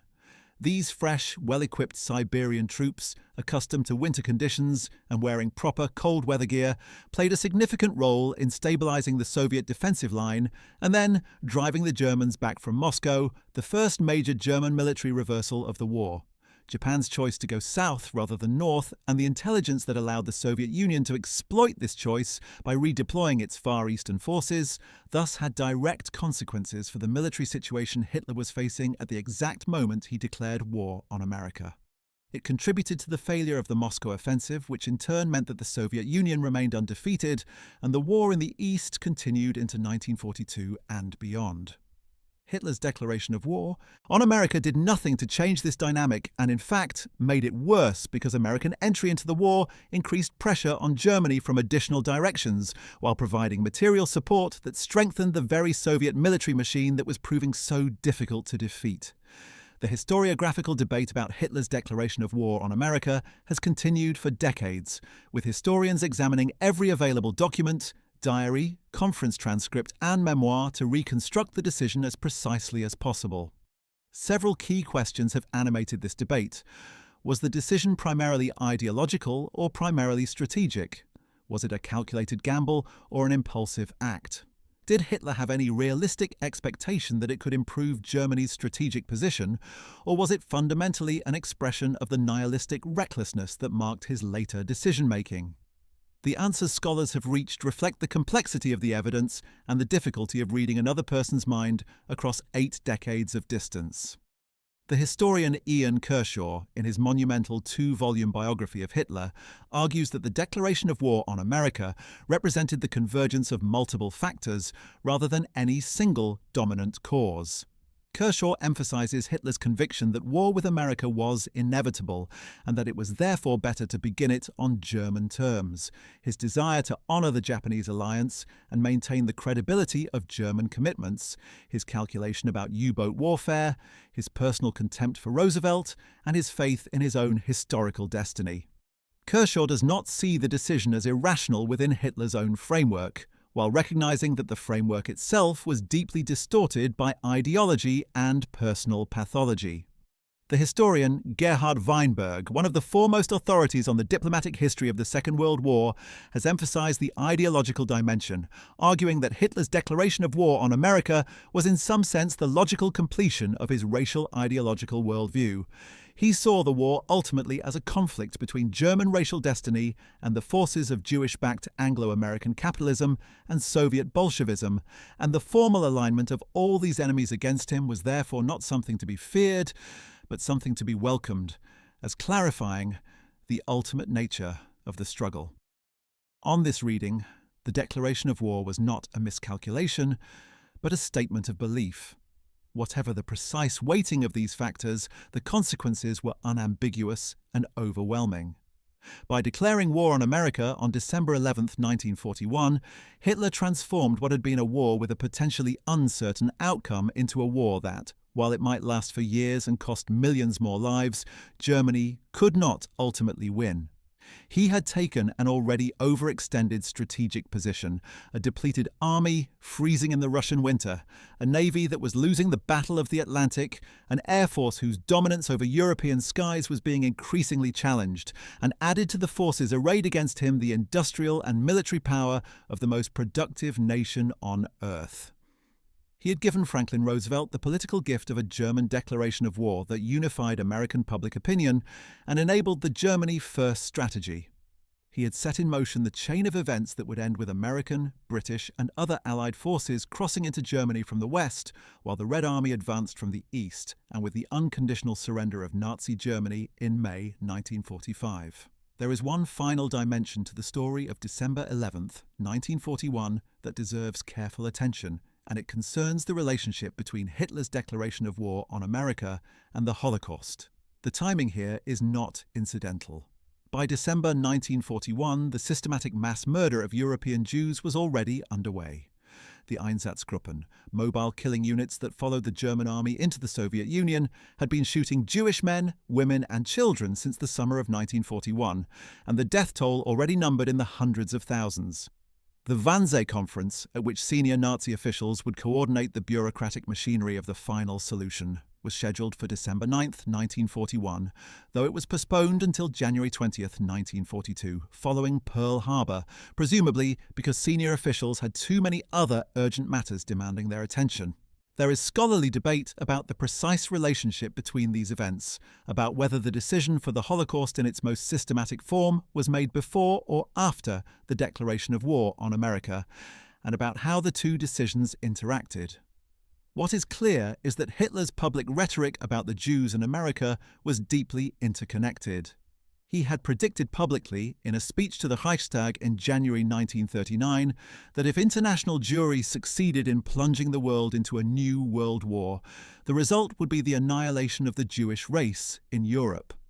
As the war expanded in late 1941, as America moved toward formal belligerence, as the prediction of a truly world war appeared to be coming true, Hitler's private statements to his inner circle increasingly invoked this prophecy and framed the ongoing mass killings in the Soviet Union as its fulfillment. The declaration of war on America was, in this deeply twisted ideological framework, not just a strategic decision but a signal, a marker that the world war he had prophesied had now truly arrived, and that the prophecy about the Jews must therefore be fulfilled. This connection is deeply disturbing but historically significant. It illustrates the degree to which, by December 1941, the military, diplomatic, ideological and genocidal dimensions of Hitler's war had become inextricably intertwined. The declaration of war on America was not a decision made in a vacuum of pure strategic calculation.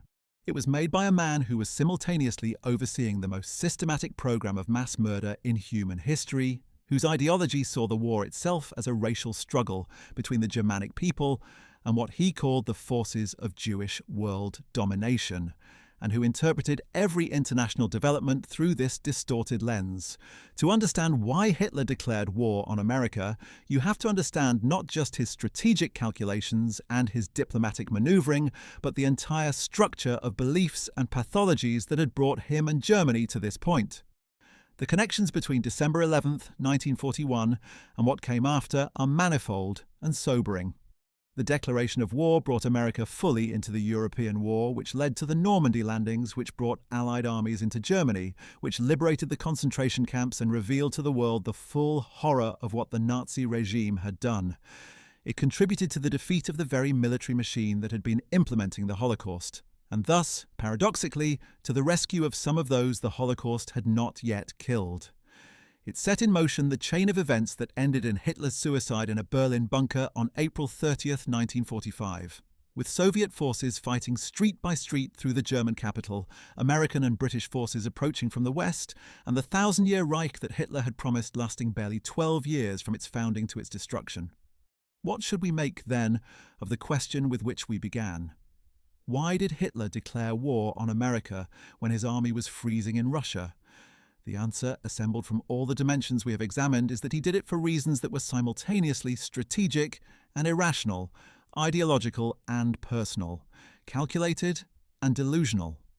He believed, contrary to all evidence that a clear-eyed strategic analysis would have provided, that America was weak, that its democratic institutions made it unable to wage total war effectively, that its racial diversity undermined its national will, and that his Japanese allies would distract and exhaust American power in the Pacific before it could be brought to bear in Europe. He believed that the quasi-war already being fought in the Atlantic made a formal declaration merely an acknowledgement of existing reality, when in fact the distinction between undeclared hostility and formal war made an enormous difference to American political psychology. He believed that the Tripartite Pact obligated him to stand with Japan, though this was legally questionable and strategically unnecessary. He believed that he could unleash his U-boats and gain a decisive maritime advantage before American industrial power was mobilized. And he believed, most fundamentally, that his will and his vision and his historical destiny would triumph over the material calculations that constrained lesser men. He was wrong about all of it. America was not weak. Its democratic institutions proved more, not less, capable of total mobilization than authoritarian systems. Its industrial capacity overwhelmed German production in every category that mattered. Its military power was felt decisively in every theatre of the war. The U-boats achieved temporary success but were defeated by a combination of Allied convoy tactics, air power, and technological innovation. The Japanese alliance produced no coordinated strategy and no attack on the Soviet Union. And Hitler's will, confronted ultimately with reality, broke in the ruins of Berlin in the spring of 1945. The declaration of war on America on December 11, 1941, was the moment when Hitler's catastrophic overconfidence and ideological distortion of reality collided most directly with strategic truth. He had been on a winning streak so long and so spectacular that he had come to believe the streak was permanent, that the rules of war and economics and demography that constrained other nations simply did not apply to him. The Russian winter was the first check on this belief. The declaration of war on America was, though Hitler could not see it, the moment when the check became a checkmate. The military consequences of the declaration continued to cascade through 1942 and 1943 in ways that progressively tightened the strategic vice around Germany. Let us trace some of these consequences in detail because understanding the full scope of what Hitler's decisions set in motion helps illuminate just how comprehensively he had miscalculated. Operation Torch, the Allied invasion of French North Africa in November 1942, was the first major Anglo-American offensive operation in the European theatre and was directly enabled by American participation in the war. The operation put Allied forces on the southern flank of the Axis position in North Africa, eventually squeezing German and Italian forces between Montgomery's 8th Army advancing from Egypt and Eisenhower's forces pushing from Algeria and Morocco. By May 1943, more than 250,000 Axis troops had surrendered in Tunisia, a defeat that in terms of prisoners taken rivaled Stalingrad. The loss of North Africa sealed the fate of Italian colonial ambitions and opened what Churchill memorably called the soft underbelly of Europe to Allied invasion. Dwight Eisenhower, who commanded Allied forces in North Africa and would go on to command the Supreme Allied Command in Europe, was the kind of military leader that American democracy produced. Not a tactical genius of the type the German army celebrated in figures like Rommel or Guderian, but an extraordinary organizer, coalition manager, and strategic planner who could coordinate the efforts of multiple allied nations, multiple service branches, and multiple competing egos into a coherent military machine. Eisenhower's genius was institutional rather than tactical, and it was precisely the kind of genius that American industrial democracy was uniquely positioned to produce. Hitler, who valued the daring tactical strike and the inspired individual commander, never quite understood the kind of war that America was capable of waging. General George Marshall, the American Army Chief of Staff throughout the war, played a similarly crucial role. Marshall was perhaps the most important military figure in the American war effort, the architect of the strategic framework and the organizational structure that allowed American military power to be projected simultaneously across the Atlantic and the Pacific. His ability to manage the competing demands of the two theaters, to work with allies whose interests and priorities sometimes differed sharply from American ones, and to build an army from essentially nothing into the most powerful military force in the world within 3 years, was an achievement that no amount of German tactical brilliance could overcome once it was in place. The bomber offensive against Germany, which American forces joined in force in early 1943 with the 8th Air Force operating from bases in England, added a new dimension of pressure that German industry and German cities had not previously faced. The RAF had been bombing Germany at night since 1940, but the scale and precision of operations expanded dramatically once American production supplied the aircraft, the crews, and the bombs. The 8th Air Force conducted daylight precision bombing, targeting specific industrial facilities, oil refineries and transportation networks, while the RAF concentrated on area bombing of German cities at night. Together, these offensives imposed enormous costs on Germany, forcing the Luftwaffe to divert fighters from the Eastern Front to defend German airspace, absorbing vast quantities of German anti-aircraft artillery and the personnel to operate it, and progressively degrading German industrial output and transportation infrastructure. The bombing campaign was costly for the Allies too, particularly in the early period before long-range fighter escorts became available.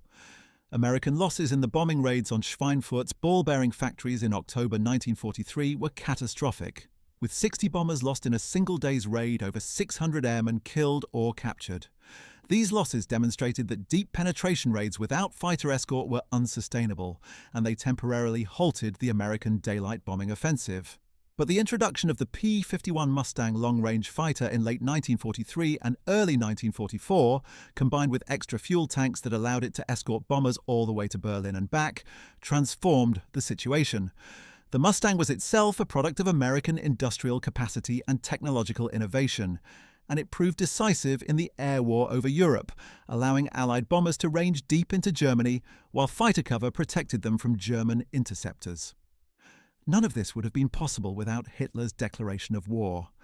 The 8th Air Force in England, the crews who flew the bombing missions, the factories that produced the B-17 Flying Fortresses and B-24 Liberators and P-51 Mustangs, all of this was the direct product of American entry into the war against Germany. Had Hitler maintained even the fiction of non-belligerency, the political dynamics within America might have prevented this level of engagement in the European theatre, at least within the timeframes that actually occurred.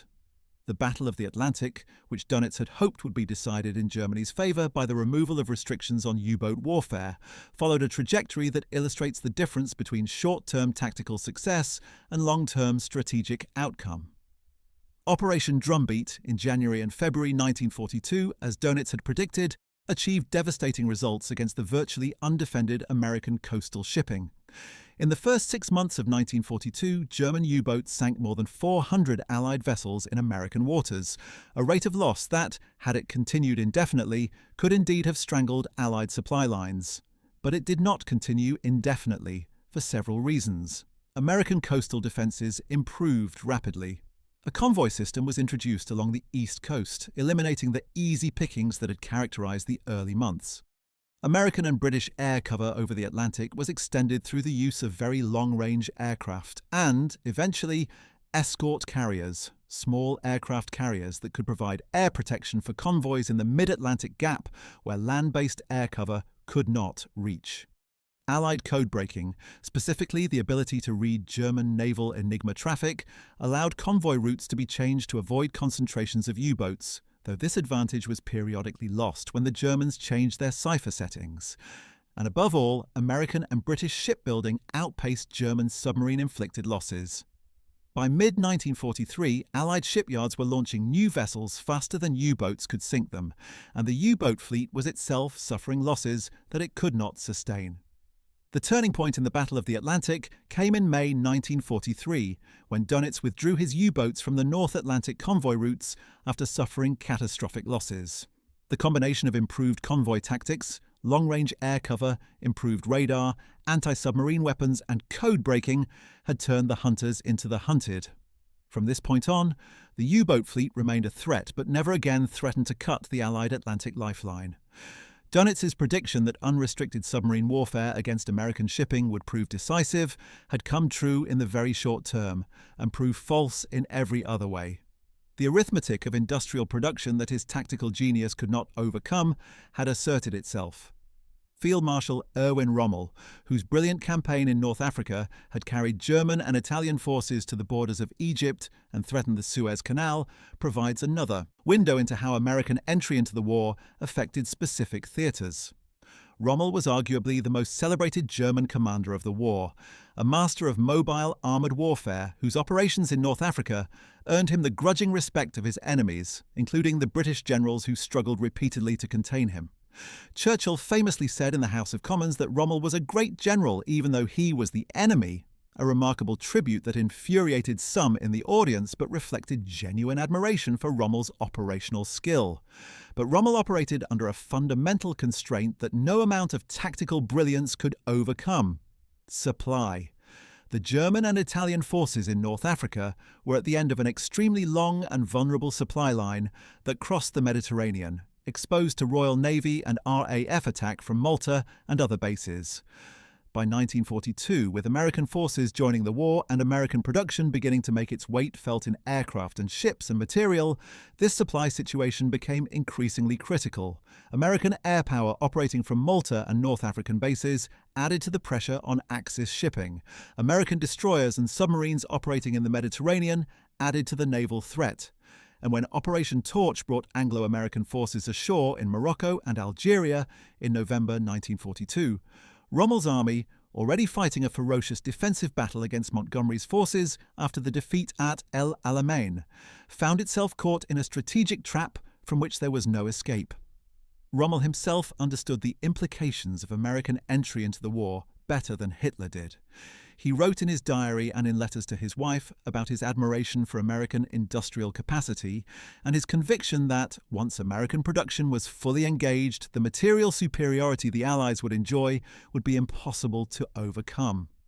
He saw it firsthand in North Africa, where American equipment, American fuel, American ammunition began appearing in ever-increasing quantities in the forces arrayed against him.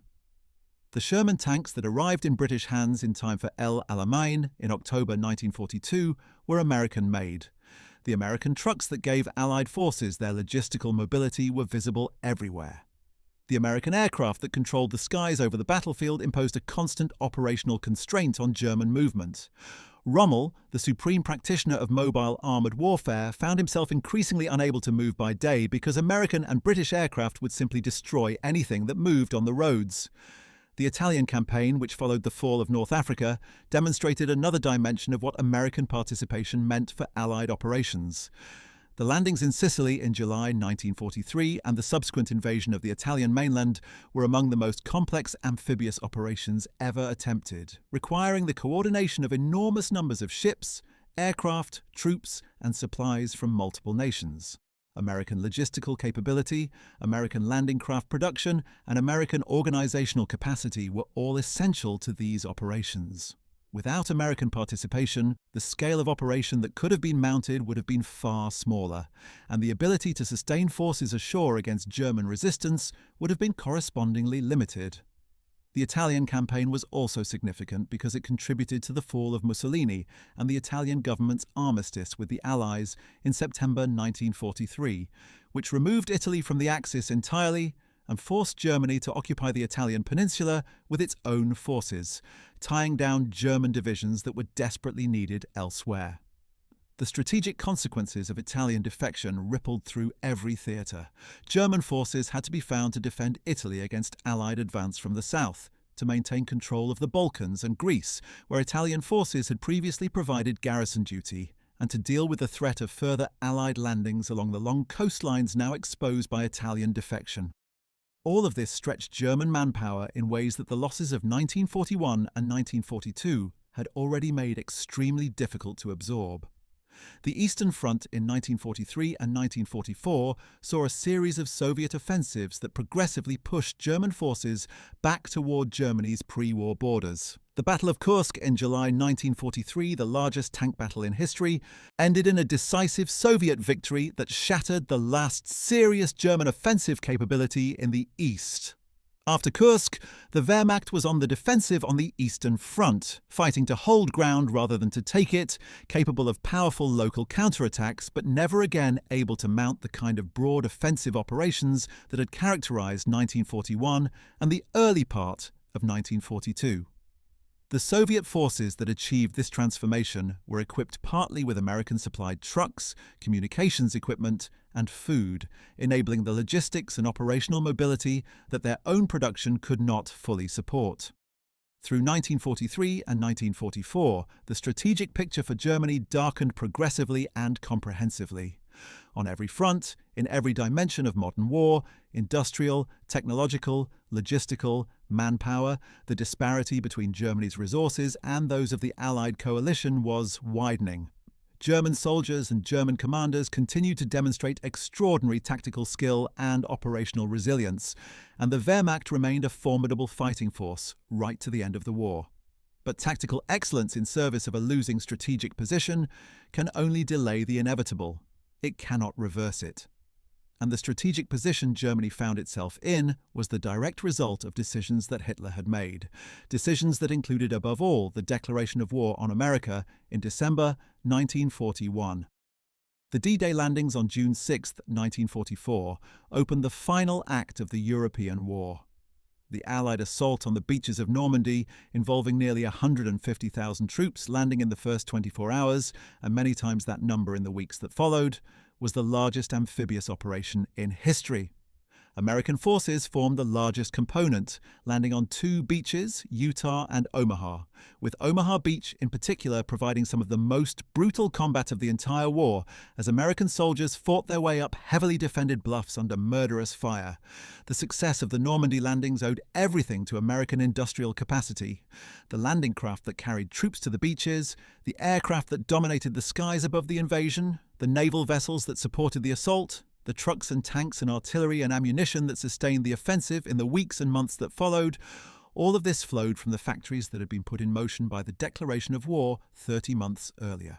Hitler's response to the Normandy landings exemplified the psychological and command dysfunction that had developed in the German leadership by this stage of the war. He was convinced, partly through an extraordinarily successful Allied deception operation known as Operation Fortitude, that the Normandy landings were a feint and that the real invasion would come at the Pas de Calais, the closest point between England and France. This conviction, reinforced by fabricated intelligence that the deception operation had fed to German intelligence through double agents, led Hitler to hold back the powerful panzer reserves that might have been capable of driving the Allied beachhead into the sea during the critical first days of the invasion. By the time the German command structure was convinced that Normandy was the main effort, the Allied position was secure and the weight of American, British and Canadian forces flowing across the Channel was becoming unstoppable. The breakout from Normandy, Operation Cobra, in late July 1944 demonstrated the kind of mobile armoured warfare that American forces had learned partly from their enemies and now executed with devastating effectiveness. General George Patton's Third Army drove through the gap at Avranches and swept through Brittany and then into the rear of the German forces in Normandy, executing an envelopment that threatened to trap the entire German Army Group B in what became known as the Falaise Pocket. Tens of thousands of German soldiers were killed or captured in the subsequent battle. The German army in the west was shattered, and Allied forces raced across France with a speed that matched the Wehrmacht's own blitzkrieg of 1940. Paris was liberated on August 25, 1944. By September, Allied forces were approaching the German border. Patton himself was the kind of commander that, had he been German, Hitler would have celebrated and promoted. Aggressive, daring, supremely confident in the power of fast-moving. Armoured forces to exploit success, willing to take risks that more cautious commanders would have rejected, Patton had absorbed the lessons of mobile armoured warfare and executed them brilliantly. His contempt for slow, methodical advance, his insistence on speed and exploitation, his willingness to outrun his supply lines in pursuit of the opportunity to destroy the enemy, all of these qualities would have been recognizable to Guderian or Rommel, and Patton commanded American forces equipped with American tanks, American trucks, American fuel, American ammunition, American radios, all flowing from the factories that Hitler's declaration of war had fully mobilized. This was the material reality that faced Germany in the summer and autumn of 1944. Commanders of genuine talent leading forces of extraordinary quality, supported by an industrial base that Germany simply could not match. The winter of 1944 to 1945 saw one last German counter-offensive in the west, the Battle of the Bulge, launched on December 16, 1944, almost exactly 3 years after the declaration of war on America. Hitler had mustered his remaining armoured reserves for a desperate thrust through the Ardennes forest of Belgium, aiming to break through to Antwerp and split the Allied forces. The offensive achieved initial surprise and inflicted significant Allied losses, and for a few days there was genuine anxiety at Allied headquarters about whether the German thrust could be contained. But the combination of American resistance, most notably at the Belgian crossroads town of Bastogne, where the 101st Airborne Division refused to surrender despite being encircled, and the intervention of Patton's Third Army, which executed a remarkable 90-degree turn in freezing winter conditions to relieve Bastogne, stabilized the situation. Allied air power, grounded initially by bad weather that had helped conceal German preparations, returned to the skies and savaged the German armoured columns once the weather cleared. By January 1945, the German offensive had been completely defeated, and the Ardennes Bulge had been eliminated. Germany had expended its last significant armoured reserve. There was nothing left with which to stop the Allied advance into Germany itself. The final months of the war in Europe witnessed scenes that made the hubris of December 1941 seem almost unimaginable in retrospect. American forces crossed the Rhine River at Remagen on March 7, 1945, exploiting the capture of the Ludendorff Bridge, which German engineers had failed to demolish in time, and establishing a bridgehead on the eastern bank. Other Allied forces crossed elsewhere, and soon the Allied advance into the German heartland was accelerating on multiple axes. Soviet forces were simultaneously closing in from the east, and by April 1945 the two Allied advances were converging on the Elbe River in central Germany, where American and Soviet soldiers would famously meet on April 25, 1945, at Torgau. Hitler, who had moved from his field headquarters to a fortified bunker beneath the Reich Chancellery in Berlin as Soviet forces closed in, spent his final weeks alternating between delusional plans for relief armies that did not exist and nihilistic declarations that Germany deserved its fate because it had proven unworthy of his leadership. His physical and mental deterioration was evident to those around him. He had aged dramatically in the 3.5 years since December 1941, the confident demagogue of the Reichstag speech replaced by a shaking, hollow-eyed figure who shuffled through underground corridors directing phantom armies. On April 30th, 1945, with Soviet artillery audible overhead, Hitler dictated his final political testament, blaming the Jews for the war and Germany's defeat, and then shot himself in his private quarters. The 1,000-year Reich lasted 12 years.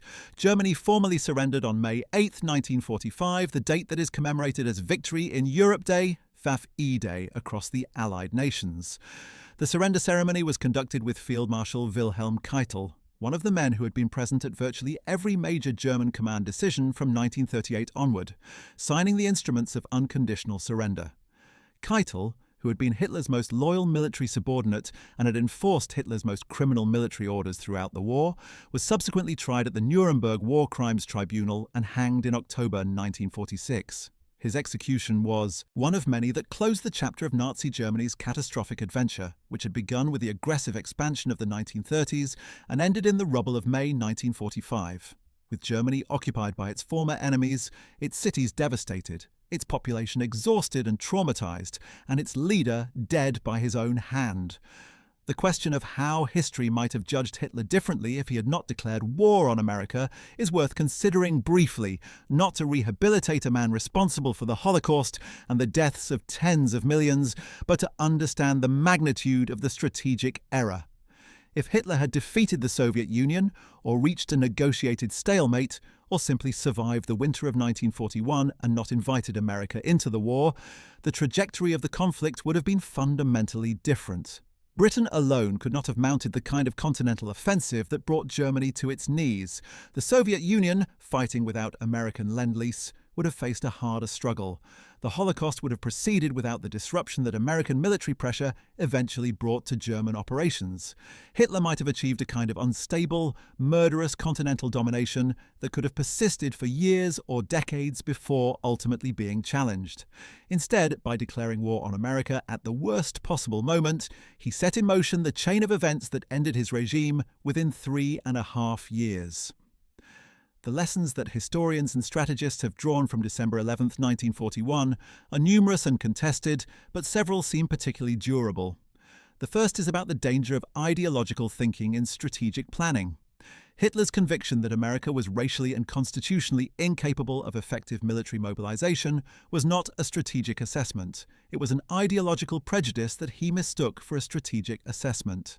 Because he could not look at America except through the lens of his racial theories, he could not see what America actually was: the most powerful industrial nation on Earth, with vast reserves of manpower, technological capacity, and national will that had simply not yet been called forth.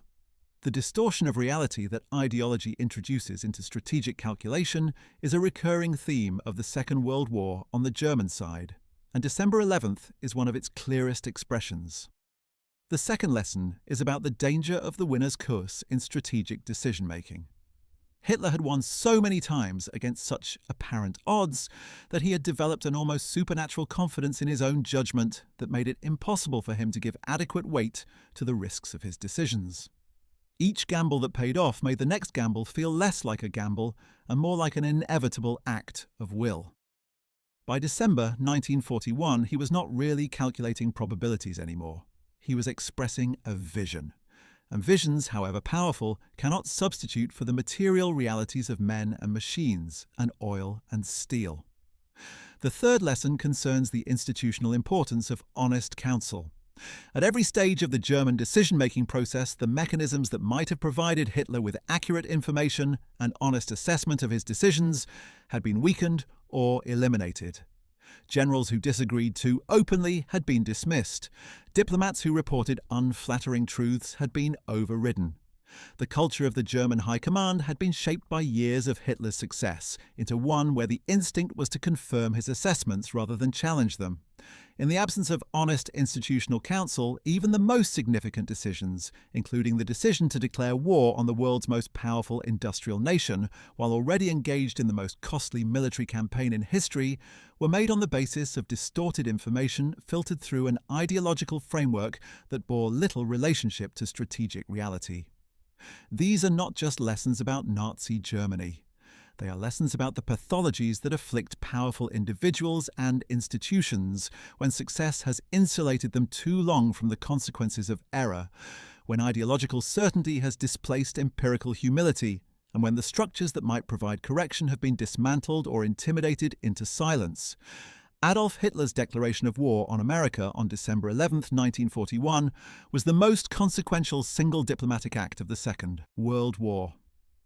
It determined, more surely than any other individual decision, that Nazi Germany would be defeated, that the Holocaust would end, and that the liberal democratic order of the post-war world would be built on the ruins of the Third Reich.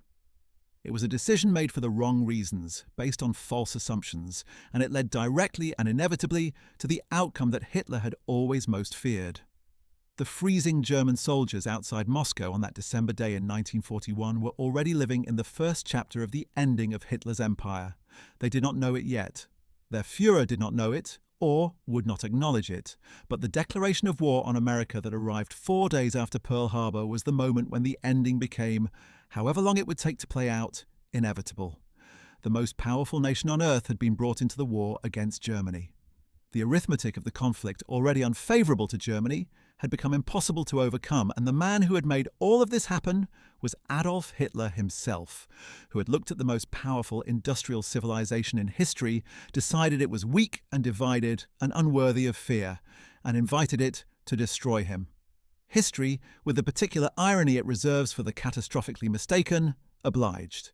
It is worth remembering, as we close this examination of one of the most consequential decisions in modern history, that the lives at stake were not abstractions. The German soldiers freezing outside Moscow in December 1941 were real men, many of them young, who had been sent to fight a war in conditions their commanders had not prepared them for, in service of an ideology that had already committed crimes that history would never forgive. The Soviet soldiers and civilians who suffered under the German invasion, the Jewish populations being systematically murdered as this declaration was made, the American sailors who would soon be dying when their ships were torpedoed in waters that Hitler had now thrown open to unrestricted U-boat attack, the airmen who would die in the skies over Germany, the soldiers who would die on the beaches of Normandy or in the frozen forests of the Ardennes, all of these were the human cost of the decisions being made in Berlin in December 1941. Hitler's declaration of war on America did not just reshape the strategic architecture of the Second World War. It determined the fates of millions of human beings, most of whom never had any say in the decisions that governed their lives and ended them.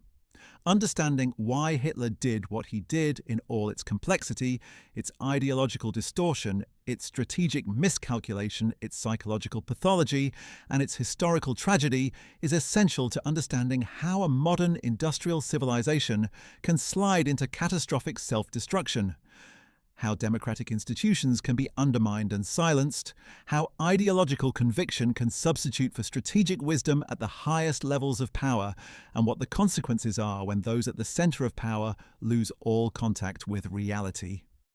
The declaration of war on America on December 11, 1941, is a case study in how not to make the decisions that determine the fates of nations. And the fact that it ended in the defeat of one of the most murderous regimes in history does not lessen the importance of understanding how and why it happened, so that the mechanisms that produced it can be recognized and resisted whenever they begin to appear again. Well, that wraps it up for today. If you found this deep dive into one of history's most consequential and puzzling decisions compelling, we would love to see you explore some of our other videos on the channel. If questions of Hitler's strategic judgment fascinate you, make sure to check out our video titled "What Did Hitler Think of His Own Generals?", which examines the fractious relationships between the Führer and the professional military men who served him, or our video on "How Did Hitler Rise to Power?", which traces the path from obscure agitator to absolute dictator that made December 1941 possible in the first place. And if you want to understand the broader world of the men who fought under Hitler's command, our videos "What Happened to Germany's Top Field Marshals After World War II" and "What Happened to German Generals After World War II" will tell you what became of the men who executed these catastrophic orders. Don't forget to like this video, subscribe to our channel, and hit the notification bell so you never miss our next exploration into the history of the Second World War. Thanks for watching, and we will see you in the next one.